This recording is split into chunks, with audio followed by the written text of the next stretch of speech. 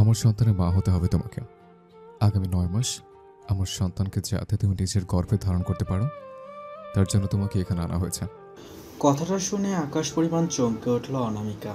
সে এখন একটা চেয়ারের সঙ্গে বাঁধা অবস্থায় বসে আছে একটা বিশাল বড় অট্টালিকায়। ওর সামনে দাঁড়িয়ে আছে পশ্চিমবঙ্গের নামকরা বিজনেসম্যান প্রান্তিক মজুমদার। অনামিকা চেনে এই মানুষটিকে, ওর বাবার বন্ধুর ছেলে। যদিও প্রায় ৫ বছরের বেশি দুই পরিবারের মধ্যে কোনো সম্পর্ক নেই। কোনো একটা ভুল বোঝাবুঝির কারণে সম্পর্কটা ভেঙে গিয়েছিল দুই পরিবারের মধ্যে। আপনার মাথা ঠিক আছে প্রান্তিক? কি বলছেন আপনি নিজে শুনতে পাচ্ছেন তো? অনামিকার মুখোমুখি একটা চেয়ার নিয়ে বসলো প্রান্তিক। আমাকে তুমি চেনো অনামিকা, আমি মজা করার মানুষ নই। যা বলেছে শখ কেন বলেছে, আমার বেবি চাই। ঘৃণায় গাটা গুলিয়ে উঠল অনামিকার। তার চেনা প্রান্তিকের সাথে এই প্রান্তিকের আকাশ পাতাল তফাৎ। বেবি লাগলে বিয়ে করুন, আর নয়তো অনাথ আশ্রম থেকে দত্তক নিয়ে নিন একটা বেবি। আমাকে কেন তুলে এনেছেন আপনি? আমার তোমাকে পছন্দ হয়েছে, তাই আমি চাই আমার সন্তানের মা তুমিই হবে। প্রান্তিকের কথা শুনে বড্ড রাগ হলো অনামিকার। ছটফট করতে লাগলো দড়িগুলো খুলে নিজেকে মুক্ত করার জন্য। সেটা দেখে প্রান্তিক অনামিকার মুখের কাছে একটু এগিয়ে এসে বলল, লাভ নেই এসব করে। যতক্ষণ পর্যন্ত না আমি চাইছি, ততক্ষণ তুমি আমার কাছ থেকে মুক্তি পাবে না। আমি বিয়ে করব না আপনাকে, ছেড়ে দিন আমায় প্লিজ। প্রান্তিক খানিকটা পিছিয়ে এসে ভ্রু কুঁচকে তাকালো অনামিকার দিকে। বিয়ে? কে বলেছে আমি তোমাকে বিয়ে করব? অনামিকার মুখে এক চিলতে হাসি ফুটে উঠল। সত্যি? তাহলে আমাকে খুলে দিন, আমি বাড়ি যাব, কাল আমার দাদাভাইয়ের জন্মদিন। প্রান্তিক একটা রহস্যময় হাসি হেসে চেয়ার ছেড়ে উঠে দাঁড়ালো। অনামিকার কানের কাছে গিয়ে ফিসফিস করে বলল, তোমাকে তো আমি বিয়ে ছাড়ে আমার সন্তানের মা বানাবো। আগামী ৯ মাস পর যখন আমার সন্তান পৃথিবীতে ভূমিষ্ঠ হবে, তখন তোমাকে মুক্ত করে দেব। শৈশবের ৫টা বছর কাটিয়েছে অনামিকা এই প্রান্তিক নামক মানুষটার সাথে। দুজনের বয়সের পার্থক্য প্রায় ৭ বছর। তবুও দুটিতে ভালোই বন্ধুত্বপূর্ণ সম্পর্ক গড়েছিল নিজেদের মধ্যে।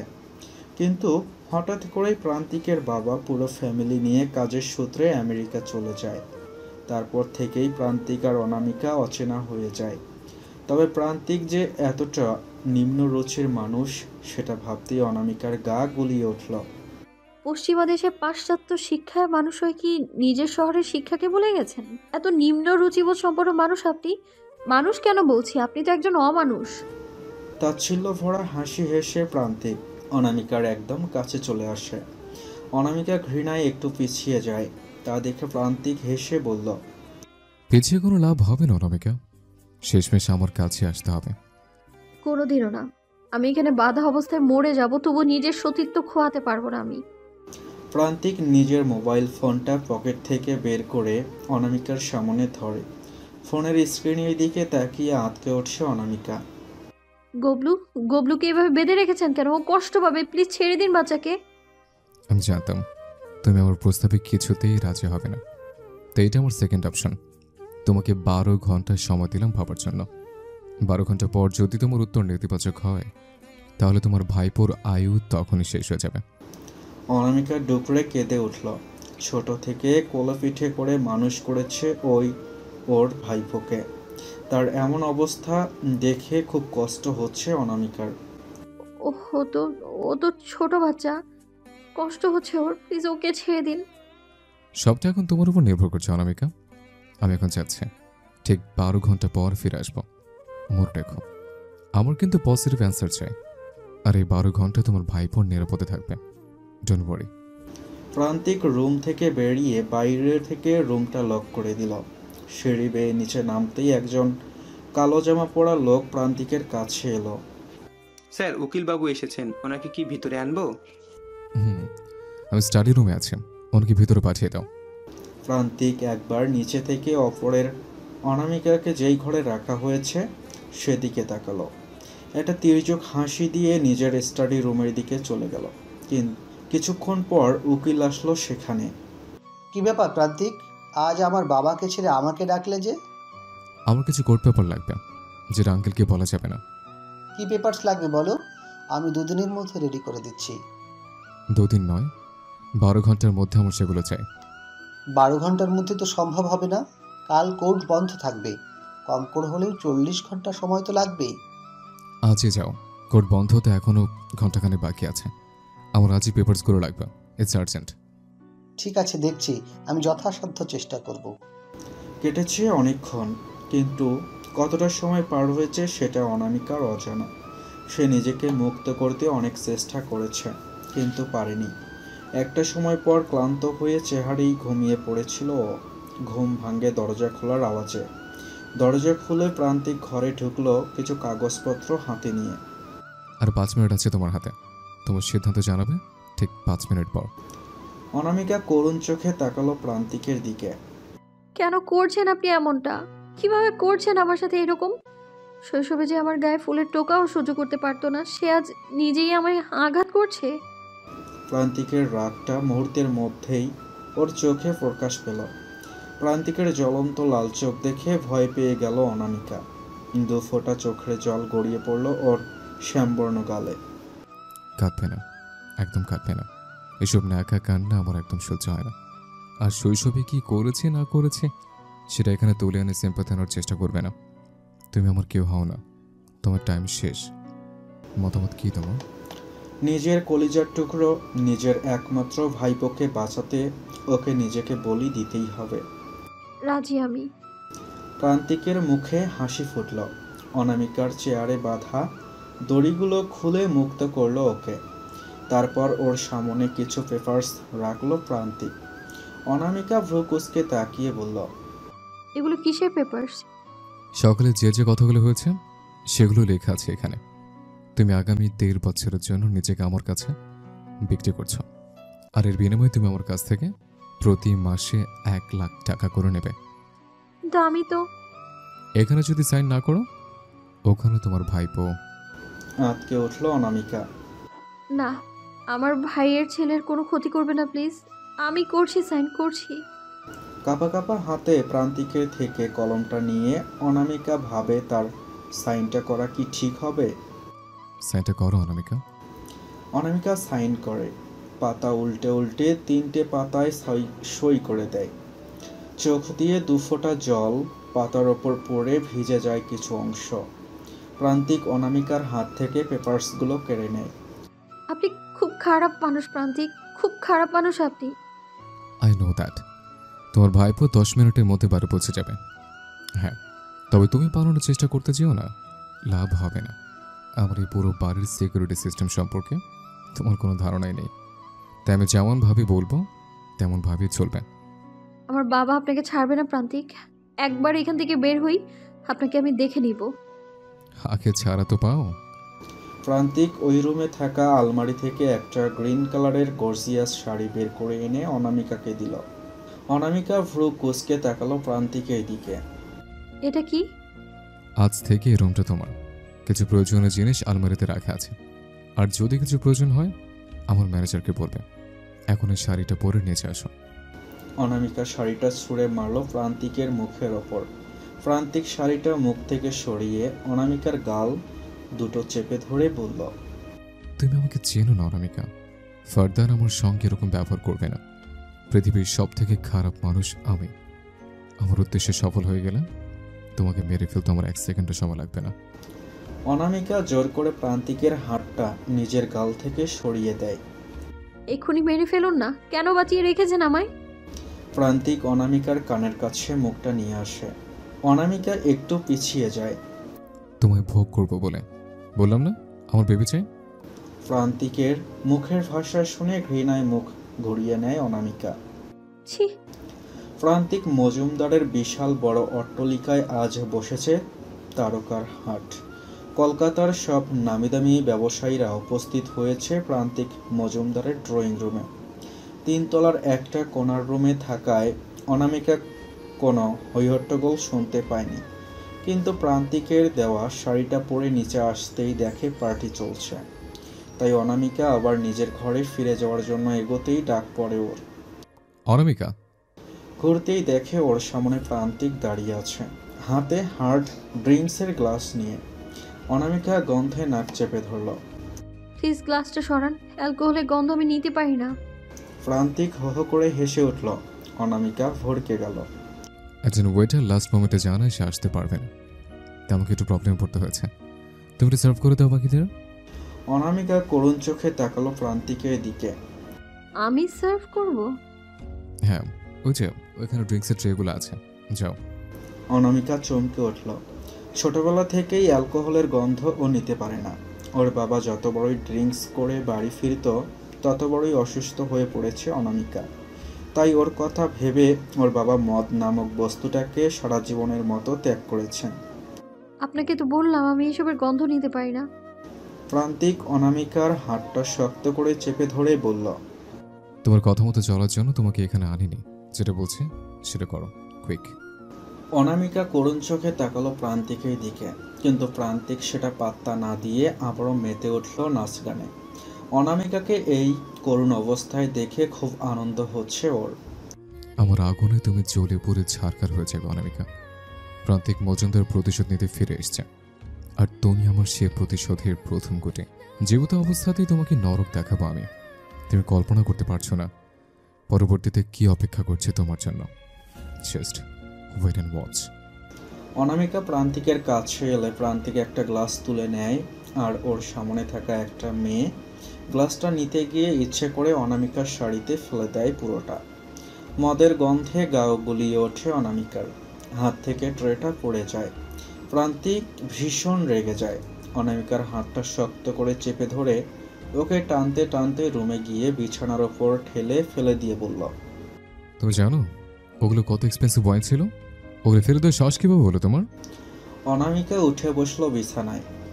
আমি তো আপনাকে আগেই বলেছি আমি অ্যালকোহলের গন্ধ নিতে পারি না, প্লিজ আমায় চেঞ্জ করতে দিন প্লিজ। যাও, চেঞ্জ করে তাড়াতাড়ি নিচে আসবে। ভাঙা গ্লাসের টুকরোগুলো পরিষ্কার করতে হবে। অনামিকা বাধ্য মেয়ের মতো মাথা নাড়ে। প্রান্তিকের থেকে ছড়া পেতেই ও এক ছুটে এই রুম থেকে বেরিয়ে নিজের রুমে চলে যায়। দরজা বন্ধ করে আলমারি থেকে শাড়ি বার করার উদ্দেশ্যে আলমারি খুলতেই ভীষণ অবাক হয় ও। অনেক শাড়ি আর জামার সম্ভার আছে এখানে, যেন এগুলো সব ওর জন্যই রাখা আছে। তা দেখে অনামিকা বলে উঠল, অনেকদিন ধরেই এই পরিকল্পনাটা সাজিয়েছেন আপনি, তাই না? একটা বাচ্চার জন্য আমার মতো অসুন্দরী একটা মেয়েকে তুলে আনবেন, এতটাও বোকা নন আপনি। এর পেছনে অনেক বড় কোনো কারণ আছে নিশ্চয়ই, আমার সেটা জানতে হবে। তার জন্য আপনার সব কথা শুনে চলতে হবে আমায়। অনামিকা আলমারি থেকে একটা নীল রঙের সিম্পল শাড়ি বের করলো। শাড়িটা শরীর থেকে পুরোটা খোলার আগেই গন্ধে গা গলিয়ে উঠল ওর। ওয়াশরুমে গিয়ে বেসিনে গড়গড় করে বমি করে কিছুটা স্বস্তি হলো ওর। নাক টিপে কোনো রকমে শাড়িটা খুলে ওয়াশরুমের বালতিতে রেখে রুমে এসে নতুন একটা শাড়ি পরে ফেলল। প্রায় 20 মিনিট পর রেডি হয়ে নিচে নামে অনামিকা। নিচে এসে দেখে ড্রয়িং রুম পুরো ফাঁকা। প্রান্তিক সোফায় বসে আছে। ধীর পায়ে প্রান্তিকের কাছে এসে দাঁড়ালো অনামিকা। সবাই কোথায় গেল? প্রান্তিক কান থেকে হেডফোনটা সরিয়ে অনামিকার দিকে তাকালো। শ্যামবর্ণা অনামিকাকে নীল শাড়িতে চমৎকার দেখতে লাগছে। প্রান্তিক মুগ্ধ নয়নে কিছুক্ষণ যাবৎ এক দৃষ্টিতে তাকিয়ে আছে অনামিকার দিকে। অনামিকার একটু অস্বস্তি হলো। প্রান্তিকের চাহনি দেখে নিজেকে যথাসাধ্য ঢেকে নিল অনামিকা। সেটা দেখে ঘোর কাটল প্রান্তিকের। কাগজে কলমে তুমি এখন আমার, তাই আমার সামনে নিজেকে ঢেকে রেখে কোনো লাভ হবে না মিস সুন্দরী। অনামিকার ভেবেই কেমন লাগে সে বিক্রি হয়ে গেছে প্রান্তিকের কাছে। প্রান্তিক সোফা ছেড়ে উঠে অনামিকার সামনে দাঁড়ালো। অনামিকার পুরো মুখটায় নিজের হাতের ছোঁয়া দিতে শুরু করলো। অনামিকা প্রান্তিকের ছোঁয়ায় কেঁপে কেঁপে উঠল। ঘোর লাগানো কণ্ঠে প্রান্তিক বলল, নারীদের এই আবেদনময়ী রূপে যথেষ্ট পুরুষের মস্তিষ্ক ঘোরানোর জন্য। তুমি কি নিজেকে আমার কাছে সমর্পণ করার জন্য প্রস্তুতি শুরু করে দিয়েছ অনামিকা? দুফা পিছিয়ে গেল অনামিকা। কি বলল প্রান্তিক? তাহলে কি ও নিজেকে প্রান্তিকের হাত থেকে বাঁচাতে ব্যর্থ হবে? আজকে রাতেই কি তাহলে সব শেষ হয়ে যাবে? দুফোটা অশ্রু ঝরালো অনামিকার দুই নয়ন। প্রান্তিক অনামিকার কোমর ধরে নিজের একদম কাছে নিয়ে আসে। দুজনের মধ্যে বায়ু চলাচল করার জায়গাটুকুও অবশিষ্ট রাখলো না প্রান্তিক। আমার এত বড় সর্বনাশ করবেন না প্রান্তিক।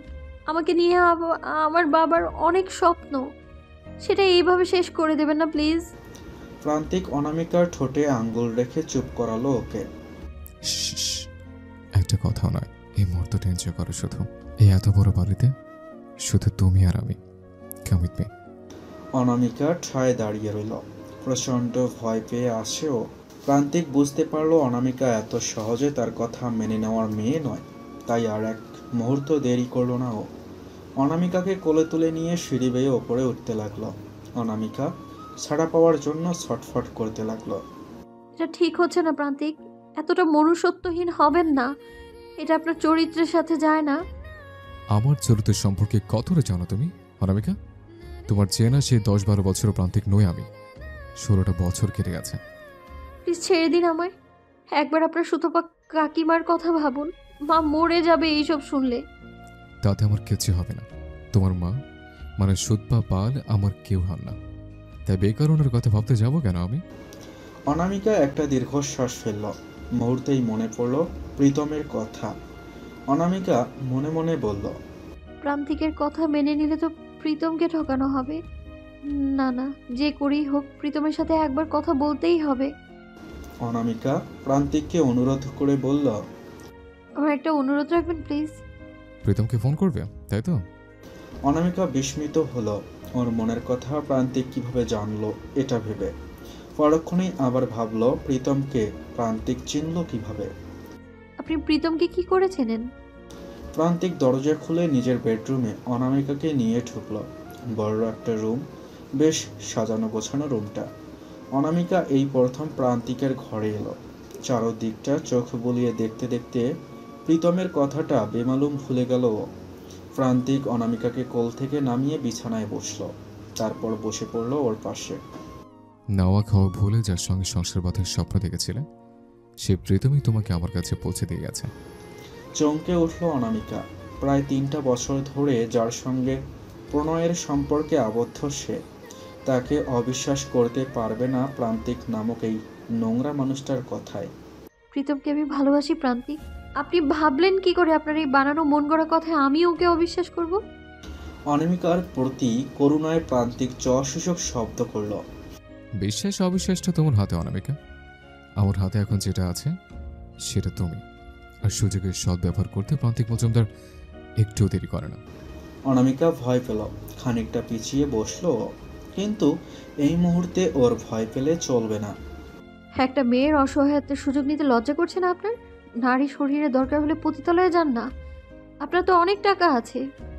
প্রান্তিক অনামিকার মুখের কাছে ঝুঁকে পড়ল। অনামিকা নিজের মাথাটা পিছিয়ে নিল। প্রান্তিক আরও এগিয়ে এলো। তারা তোমাকে ভেবে দিতে পারবে না, সেটা তো তুমি দিবে। প্লিজ আমার কাছে আসবেন না।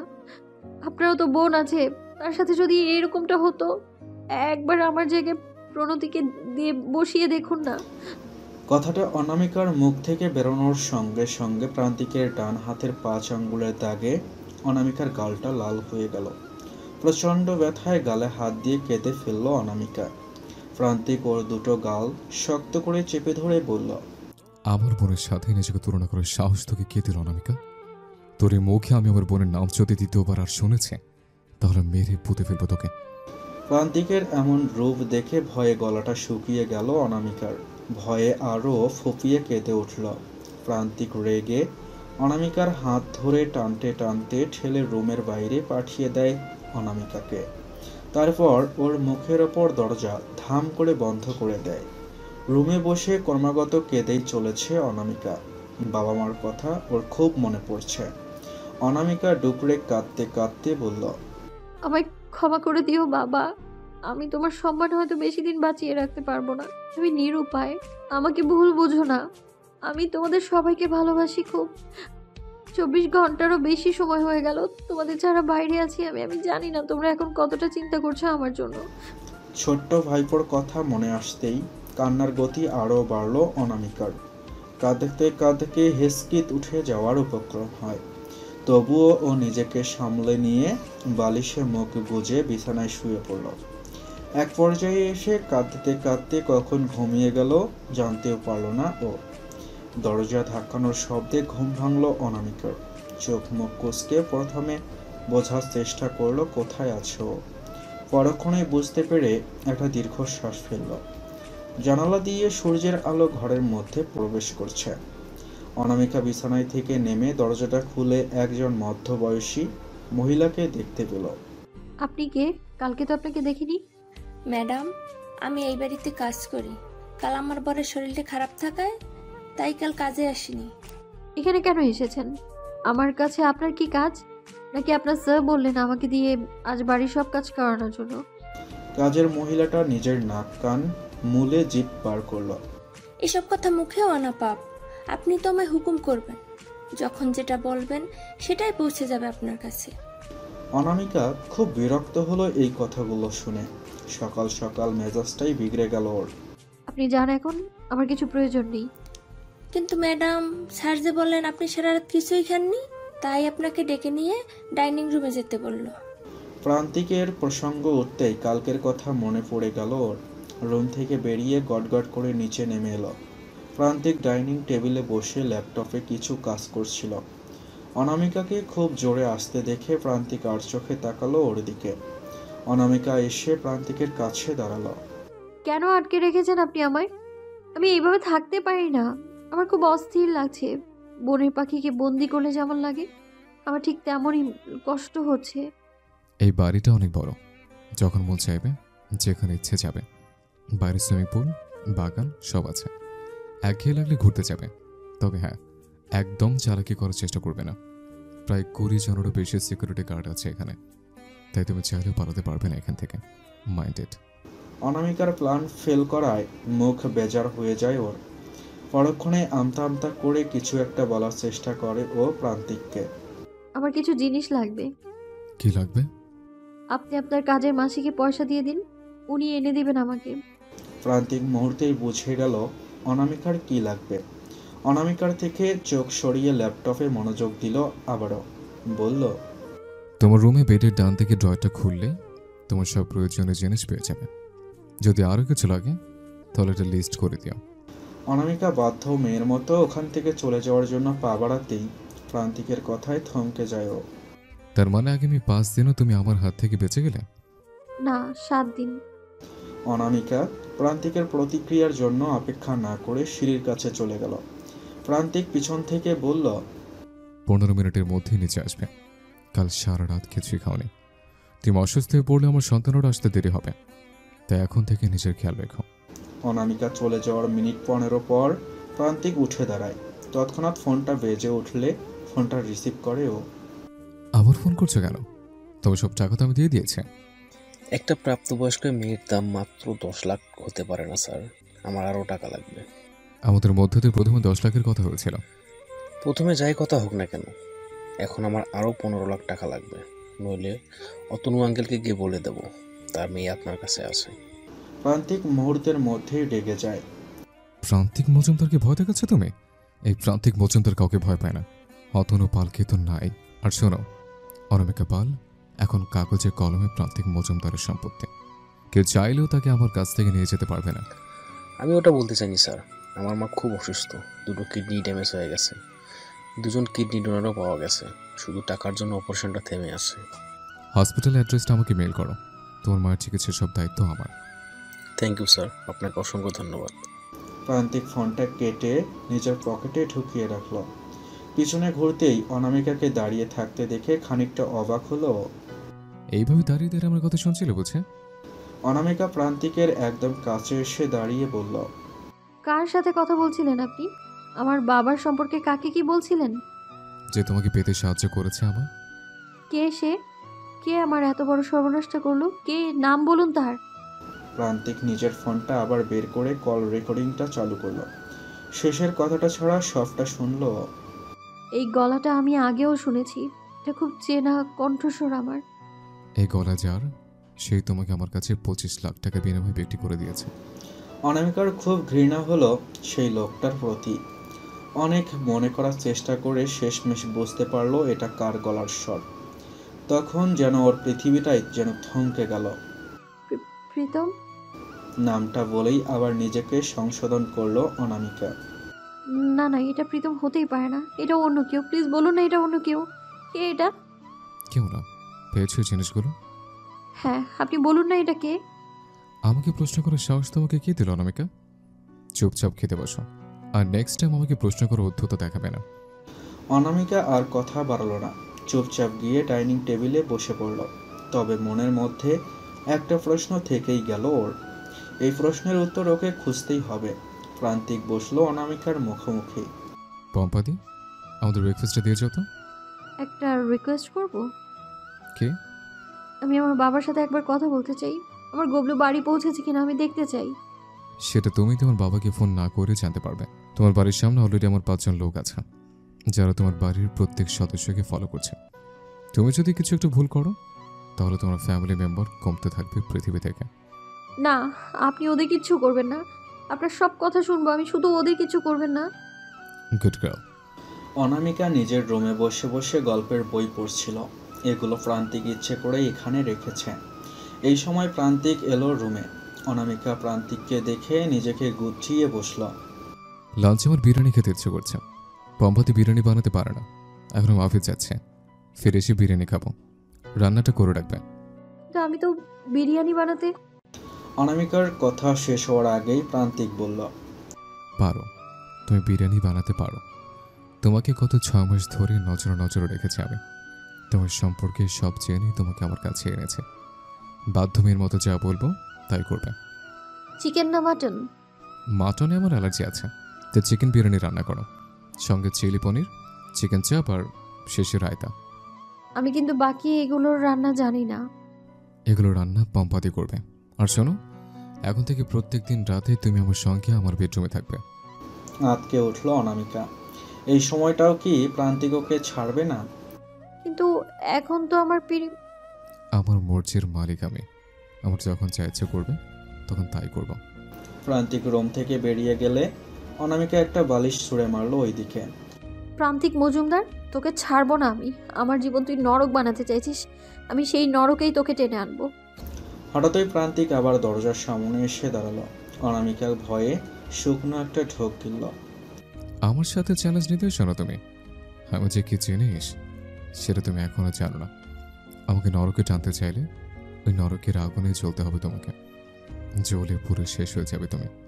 তবু তুমি প্রান্তিক মজুমদারের কিছুই করতে পারবে না। আর মনে রাখো, তোমার পুরো বাড়ি আমার হাতে বন্দি। আপনার এই ফাঁকা আওয়াজে ভয় পাই না আমি। আপনি আমাকে ভয় দেখানোর জন্য এগুলো বলছেন? অনামিকার কথা শুনে প্রান্তিক হাসল। ফোনটা বের করে একটা ভিডিও চালালো, যেখানে দেখা যাচ্ছে অনামিকার বাবা বাড়ির সামনে দাঁড়িয়ে পুলিশের সাথে কথা বলছে। অনামিকার মা বাড়ির ভেতরে বসে বসে কাঁদছে, আর অনামিকার বৌদি সান্ত্বনা দিচ্ছে ওনাকে। অনামিকার দাদা অফিসের জন্য বেরোচ্ছে তার ছেলেকে আদর করে। সেগুলো দেখে ভয় পেল অনামিকা। প্রান্তিক তির্যকভাবে হেসে বলল, এখন মনে হচ্ছে আমি ফাঁকা হয়ে দিচ্ছে। আমার ভুল হয়ে গেছে, আর কখনো এমন বলবো না। আপনি যা বলবেন তাই শুনবো আমি। মনে থাকে যেন। 5টা দিন আরও কেটে গেছে। অনামিকা প্রান্তিকের হাত থেকে মুক্তি পাওয়ার জন্য এখনো পথ খুঁজে চলছে। প্রান্তিক যখন অফিসে থাকে, অনামিকা তখন সারা বাড়ি ঘুরে বেড়ায়, এই ভেবে যে সে যদি এখান থেকে বেরোনোর পথ পেয়ে যায়। এখন পরন্ত বিকাল। ছাদে দাঁড়িয়ে দাঁড়িয়ে বিকালের ঝড়ো হাওয়া উপভোগ করছিল অনামিকা। তখনই পম্পা আসে ছাদে। ম্যাডাম, নিচে কেউ স্যারের সঙ্গে দেখা করতে এসেছে, বলছে নাকি খুব দরকার। আপনি কি একবার কথা বলবেন লোকটার সাথে? আমি কথা বলবো, কিন্তু ওনার পার্সোনাল। স্যার তো এক্ষুনি চলে আসবেন। আমি কি তাহলে লোকটাকে আউট হয়ে নিয়ে গিয়ে বসাবো? নাম জিজ্ঞাসা করেছো লোকটার? হ্যাঁ, বলল প্রীতম সেন। নামটা শুনে চমকে উঠল অনামিকা। এটা কি ওর চেনা সেই প্রীতমই?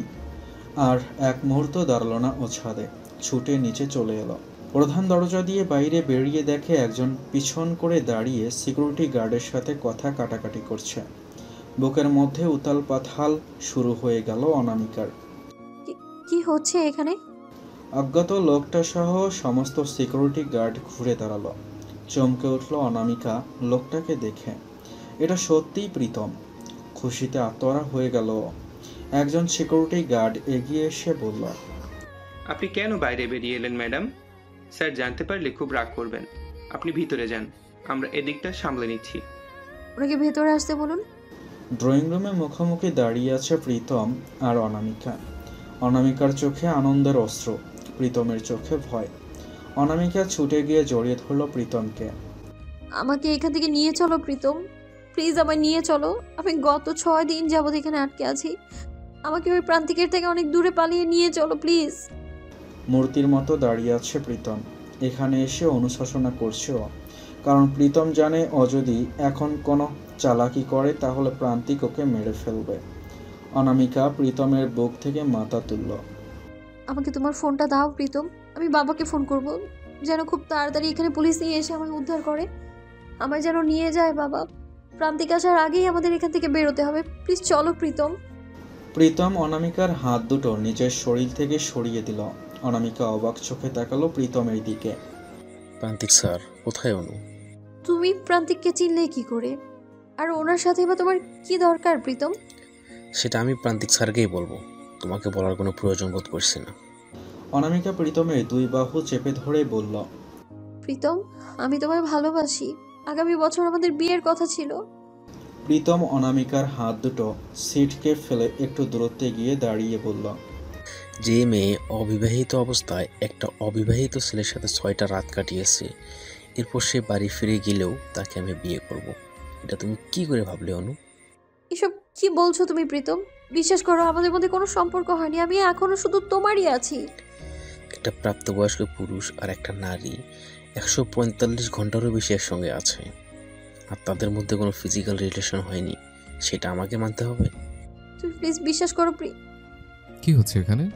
আর প্রীতম, তুমি এখানে কেন এসছো? প্রান্তিককে বাড়িতে ঢুকতে দেখে প্রীতম এগিয়ে গেল তার কাছে।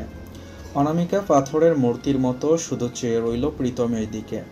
প্রান্তিক আর চোখে অনামিকাকে দেখে আবার প্রীতমের দিকে তাকিয়ে বলল, তুমি এখানে কি করছিলে? স্যার, আপনি তো একটু আগে আমাকে ফোন করে আসতে বললেন। ও হ্যাঁ, খেয়াল ছিল না। তুমি এটা এখানে বসো, আমি চেঞ্জ করে আসছি। প্রান্তিক প্রীতমকে বসতে বলে অনামিকার কাছে গিয়ে হাতটা ধরল ওর। কোনো প্রতিক্রিয়া দেখা গেল না অনামিকার মধ্যে। কোনো চালাকি করার চেষ্টা করবে না অনামিকা। উপরে রুমে চলো। প্রান্তিক অনামিকার হাত ধরে ওপরে যেতে লাগলো। অনামিকা পিছন ঘুরে এক দৃষ্টিতে তাকিয়ে আছে প্রীতমের দিকে। চোখ দিয়ে অবাধ্য জলরাশিগুলো না চাইতেও গড়িয়ে পড়ছে ওর। নিজের রুমে হাঁটু মুড়ে কাঁদছে অনামিকা। 5 দিন আগে প্রান্তিকের বলা কথাগুলো ওর বড্ড মনে পড়ছে আজ। তার মানে সত্যি প্রীতম প্রান্তিককে সাহায্য করেছে। আসতে পারি? অনামিকা মুখ তুলে তাকাতেই প্রান্তিককে দেখতে পেল। চোখের জলটা মুছে নিল ও সঙ্গে সঙ্গে। এখন আর কেঁদে কি হবে অনামিকা? প্রীতমকে জীবন থেকে মুছে ফেলো। ভুরু কুঁচকে তাকালো অনামিকা প্রান্তিকের দিকে। এইসব আপনার চাল, তাই না? আপনি প্রীতমকে ভুল বুঝিয়েছেন। আপনি ওর ব্রেন ওয়াশ করেছেন আপনি। প্রান্তিক তির্যকভাবে হেসে বলল, তুমি খুব বোকা অনামিকা, খুব বোকা। অনামিকা বিছানা থেকে উঠে এসে প্রান্তিকের শার্টের কলার চেপে ধরে বলল, কেন করেছেন আপনি এমনটা আমার সাথে? আমি কি ক্ষতি করেছি আপনার? আপনি তো জানতেন আমি প্রীতমকে ভালোবাসি। গত 3 বছর ধরে একটা সুখের সংসার সাজানোর স্বপ্ন দেখছি, সেটা কেন ভেঙে দিলেন আপনি প্রান্তিক? কেন? কি পাচ্ছেন এগুলো করে? প্রান্তিক উচ্চস্বরে হো হো করে হেসে উঠল। Like seriously? যে তোমার বিনিময়ে 10 লাখ টাকা ডিল করে আমার সঙ্গে, সে তোমাকে ঠিক কতটা ভালোবাসে অনামিকা? আমাকে দোষ দেওয়ার আগে ব্রেন ওয়াশ আর বিশ্বাসঘাতকতার মধ্যে পার্থক্য বুঝতে শেখো। যাই হোক, তোমাকে আমি এত কথা কেন বলছি? রেডি হও, ডক্টর কাছে যাব। ডক্টরের কাছে কেন যাব? আমার তো কিছু হয়নি। কলকাতায় সেরা গাইনোকোলজিস্টের অ্যাপয়েন্টমেন্ট নিয়েছে। যত দেরি করব আমার বেবি আসতে তত দেরি করবে, তাই এখন থেকে ডক্টরের সাথে কনসাল্ট করে নেওয়া ভালো। অনামিকা প্রান্তিকের শার্টের কলার ছেড়ে দিয়ে বিছানায় গিয়ে বসে বলল, আমি কোথাও যাব না, কোনো বেবি আসবে না। প্রান্তিকের এইবার খুব রাগ হলো। জেদ করো না অনামিকা, তোমার বাবা কিন্তু খুব অসুস্থ। যে ডক্টর ওনার ট্রিটমেন্ট করছেন তিনি কিন্তু আমার একটা কথায় তোমার বাবাকে ভুল ইঞ্জেকশন পুশ করে মেরে ফেলতে পারেন। আঁতকে উঠল অনামিকা। ওর বাবার শরীর খারাপ, নিশ্চয়ই ওর জন্য চিন্তা করে করে এইসব হয়েছে। আমি যাব ডক্টরের কাছে, তবে বাবার যিনি ট্রিটমেন্ট করছেন তাকে বলুন যেন আমার বাবাকে তাড়াতাড়ি সুস্থ করে দেয়। বিজয়ের হাসি হাসলো প্রান্তিক। রেডি হয়ে নিচে এসো, আমি গাড়িতে ওয়েট করছি। প্রান্তিক অনামিকার রুম থেকে বেরিয়ে নিচে আসে। সোফায় বসে কাউকে একজনকে ফোন করে। এখন কেমন আছো? আগের থেকে কিছুটা ইমপ্রুভ করেছে? অপর প্রান্ত থেকে একটা ভারী পুরুষ কণ্ঠ বলে ওঠে। না প্রান্তিক, কোনো ইমপ্রুভমেন্ট নেই, আগের মতোই আছে। আমার মনে হচ্ছে না ও আর কোনোদিন উঠে দাঁড়াতে পারবে। ওকে তো উঠে দাঁড়াতেই হবে ডক্টর ত্রিপাঠী। আমার জন্য ওকে উঠে দাঁড়াতে হবে। তোর এই অবস্থার জন্য যে বা যারা দায়ী তাদের শাস্তি দেওয়ার জন্য ওকে উঠে দাঁড়াতেই হবে। অপর প্রান্তের মানুষটা একটা লম্বা দীর্ঘশ্বাস ফেলে বলল, এই উইকে তো তুমি একদিনও আসোনি। সময় করে একদিন এসো। আমি বুঝতে পারি ও এদিক ওদিক চেয়ে শুধু তোমাকেই খোঁজে। আমি দু একদিনের মধ্যে আসবো ডক্টর ত্রিপাঠী, আপনি ওকে বলে দিন আমি আসবো। গাড়ি থেকে নেমে চমকে ওঠে অনামিকা। এদিক ওদিক চেয়ে বুঝতে পারে প্রান্তিক ওকে ভুল বুঝিয়ে এখানে নিয়ে এসেছে। আপনি আমার এয়ারপোর্টে কেন নিয়ে এসেছেন? আমি কোথাও যাব না। অনামিকা এয়ারপোর্টের পার্কিং এরিয়া থেকে ছুটে পালিয়ে যেতে গেলে প্রান্তিক ওকে চেপে ধরে। একদম বাড়াবাড়ি করবে না, তোমাকে আমার সঙ্গে যেতে হবে। অনামিকা খুব ভেঙে পড়ে। এতদিন একসাথে না থাকলেও পরিবারের অনেক কাছে ছিল ও, কিন্তু প্রান্তিক এবার ওকে সবার থেকে দূরে নিয়ে যেতে চাইছে। আমি কলকাতা ছেড়ে কোথাও যাব না প্রান্তিক। আপনি আমায় আটকে রাখুন, মারুন, কাটুন, তবু এইখানেই রাখুন। আমি আমার পরিবার থেকে দূরে যাব না। এক মিনিট, আপনি আমার পাসপোর্ট পেলেন কি করে? প্রীতম দিয়েছে। যাই হোক, চলো, চেকিং করতে টাইম লাগবে। 1 ঘন্টা পর আমাদের ফ্লাইট। আর হ্যাঁ, বেশি চালাকি করতে যাবে না। এই মুহূর্তে তোমার বৌদি আর ভাইপো রাস্তায় আছে, বাবার বাড়ির উদ্দেশ্যে বেরিয়েছে তারা। অনামিকা চুপ করে গেল। ওর দুর্বল জায়গায় বারবার আঘাত হানে এই লোকটা। কোথায় নিয়ে যাচ্ছেন আমায় সেটা জানতে পারি আমি? অস্ট্রেলিয়া। অনামিকার মুখে কিছুক্ষণের জন্য এক অন্যরকম আনন্দ দেখা যায়। অস্ট্রেলিয়া হলো অনামিকার ড্রিম প্লেস। ওখানে যাবেও, তবে যে এভাবে ওর স্বপ্ন পূরণ হবে তা কখনো ভাবেনি অনামিকা। একজন বন্দিনীর মতো দেশ ছাড়তে হচ্ছে ওকে। এসো আমার সঙ্গে। প্রান্তিক অনামিকার হাত ধরল। পিছনে প্রান্তিকের দুজন লোক ওদের লাগেজগুলো বয়ে নিয়ে এলো গেট অবধি। তারপর প্রান্তিক ওদের টাকা দিয়ে পাঠিয়ে দিল। ওরা দুজনেই এগিয়ে গেল বাকিটা পথ। সমস্ত চেকিং কমপ্লিট করে ওরা গিয়ে বসলো কলকাতা থেকে দিল্লিগামী একটা প্লেনে। এখান থেকে দিল্লি, এরপর ওখান থেকে সোজা অস্ট্রেলিয়া। শুধুমাত্র পরিবারকে বাঁচাতে নিজের ইচ্ছের বিরুদ্ধে অনামিকা একটা অজানা মানুষের সঙ্গে পাড়ি দিল এক অজানার পথে। নিজের আপনজনদের থেকে দূরে চলে গেল। নিজের জীবনটাই যেন ও প্রান্তিকের হাতে তুলে দিয়েছে। একটা পুতুলের মতো বাঁচবে ও, যে যেমনভাবে খেলতে চাইবে ওকে সেভাবেই খেলা দেখাতে হবে। কলকাতা ছাড়ার সঙ্গে সঙ্গে অনামিকার চোখ ভারী হয়ে উঠল। প্লেনের জানালা দিয়ে একবার নিজের শহর, নিজের জন্মস্থানকে শেষবারের মতো দেখে নিল। হয়তো আর কোনোদিনও এখানে ফিরে আসা হবে না ওর। একটা 22 তলা হোটেলের সামনে দাঁড়িয়ে আছে অনামিকা আর প্রান্তিক। গেইটে ওদের গাড়িটা ঢুকতেই দুজন মহিলা বডিগার্ড আর 2 জন পুরুষ বডিগার্ড এসে ওদের ঘিরে দাঁড়ালো। অনামিকা অবাক হয়ে প্রান্তিকের দিকে তাকালো। প্রান্তিক সেসব পাত্তা না দিয়ে অনামিকাকে নিয়ে লিফটে উঠল। বডিগার্ডগুলো উঠল পাশের লিফটে। এখানে আপনি আগেও এসেছেন? 15 বছর বয়স থেকে আমি এখানেই আছি। এটা আমার শহর। কিন্তু আপনারা তো সান ফ্রান্সিসকোতে গিয়েছিলেন। মা বাবা ওখানে থাকে। আমি হায়ার স্টাডিজের জন্য অস্ট্রেলিয়া চলে আসি। পড়াশোনা শেষে একটা জব পেয়েছে, যেখানে থেকে যায়। এখন অ্যাপার্টমেন্টের 5টা ফ্ল্যাট আমার, তার মধ্যে আমরা থাকবো 15 তলায়। আমাকে আটকে রাখার জন্য সব প্ল্যানই করে ফেলেছেন দেখছি। আর বেশি দিন তোমাকে আটকে রাখবো না আমি। তুমি নিজেই থাকতে চাইবে আমার কাছে, নইলে। প্রান্তিক রহস্যময় একটা হাসি দিল। অনামিকা ভুরু কুঁচকে তাকালো ওর দিকে। নইলে কি? নইলে অবিবাহিত অবস্থা অন্তঃসত্ত্বা হওয়ার জন্য নিজের শহরে তোমাকে অনেক বদনাম করতে হবে। মানে আপনি ভেবেই নিয়েছেন আমি প্রেগনেন্ট হয়ে গেছি? কয়েক মাস পরেই হবে। 15 তলায় লিফট আসতেই দরজা খুলে গেল। প্রান্তিক বেরিয়ে এলো। পিছন পিছন অনামিকাও বেরোলো। একটা ফ্ল্যাটের সামনে এসে দাঁড়ালো ওরা দুজন। নেম প্লেটে বড় বড় করে লেখা মিস্টার অ্যান্ড মিসেস মজুমদার। অনামিকার কৌতূহল হলো নেম প্লেটটা দেখে। অনামিকা ফট করে প্রান্তিককে জিজ্ঞেস করল, আপনি ম্যারিড? প্রান্তিক ভ্রু কুঁচকে তাকালো অনামিকার দিকে। তারপর অনামিকার দৃষ্টি অনুসরণ করে নেম প্লেটের দিকে তাকাতেই পুরোটা পরিষ্কার হলো ওর কাছে।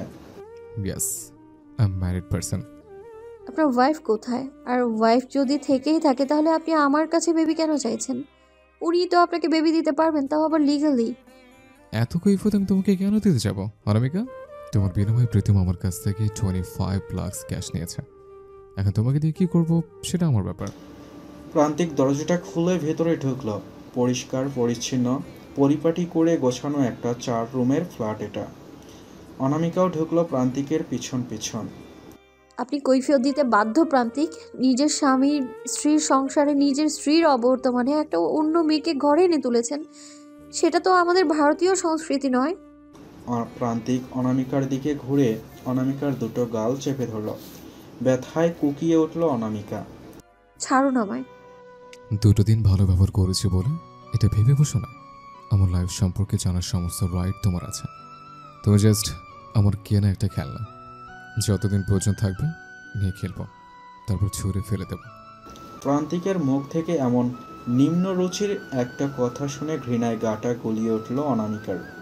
এই কটা দিনে নিজের পজিশনটা কতটা নিচে নেমে এসেছে সেটা ভেবেই কষ্ট হয় অনামিকার। মনে মনে প্রীতমের উদ্দেশ্যে বলে, তোকে আমি ভালোবেসেছিলাম প্রীতম, কিন্তু তুই তো আমার ভালোবাসার যোগ্যই না। তুই আমার সঙ্গে যেটা করেছিস তার দাম তোকে দিতেই হবে প্রীতম। এখান থেকে একবার মুক্তি পাই শুধু, তারপর তোর জীবনটা শেষ করে দেবো আমি। প্রান্তিক অনামিকার গাল ছেড়ে অনামিকার হাত ধরে রুমের দিকে এগিয়ে গেল। একটা বড় রুমে ঢুকে লাইট অন করলো প্রান্তিক। এটা তোমার রুম, আগামী 13 বছরের জন্য। আপনার স্ত্রী কোথায়? উনি কিছু বলবেন না কেন আমাদের? She is pregnant. এখানে দেখাশোনা করার কেউ নেই, তো ওকে মা বাবার কাছে পাঠিয়ে দিয়েছে আমেরিকায়। অনামিকার এই বিস্ময়ের হয়তো শেষ নেই।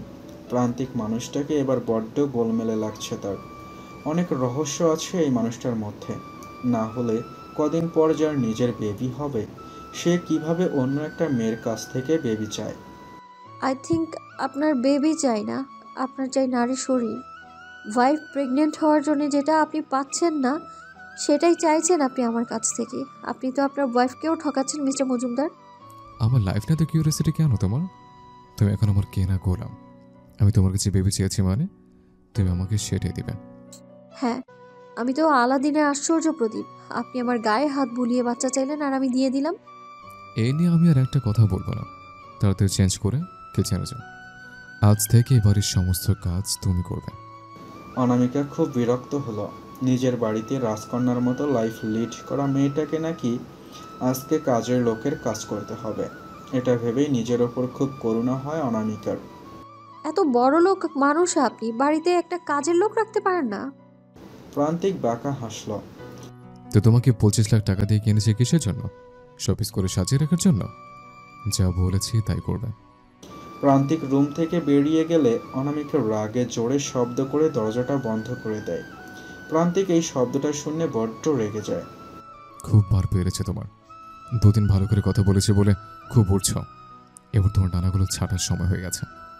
অনামিকা সবজি কাটছে আর মুখে বিড়বিড় করে কিছু বলছে। একটু আগে স্নান করে সাথে সাথে রান্নাঘরে চলে এসেছে, না হলে প্রান্তিক তাকে হাজারো কথা শোনাবে। চুলাটা ভালো করে মোছারও সময় পায়নি ও। জীবনটাই আমার শেষ হয়ে গেল।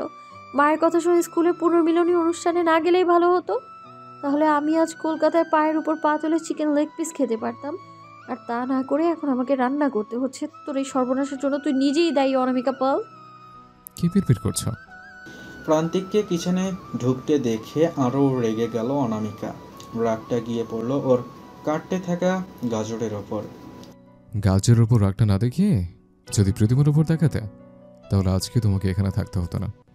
কথাটা বলতে বলতে প্রান্তিক এগিয়ে গেল অনামিকার কাছে। অনামিকার চুলের জলে ওর জামার অনেকখানি অংশ ভিজে গেছে।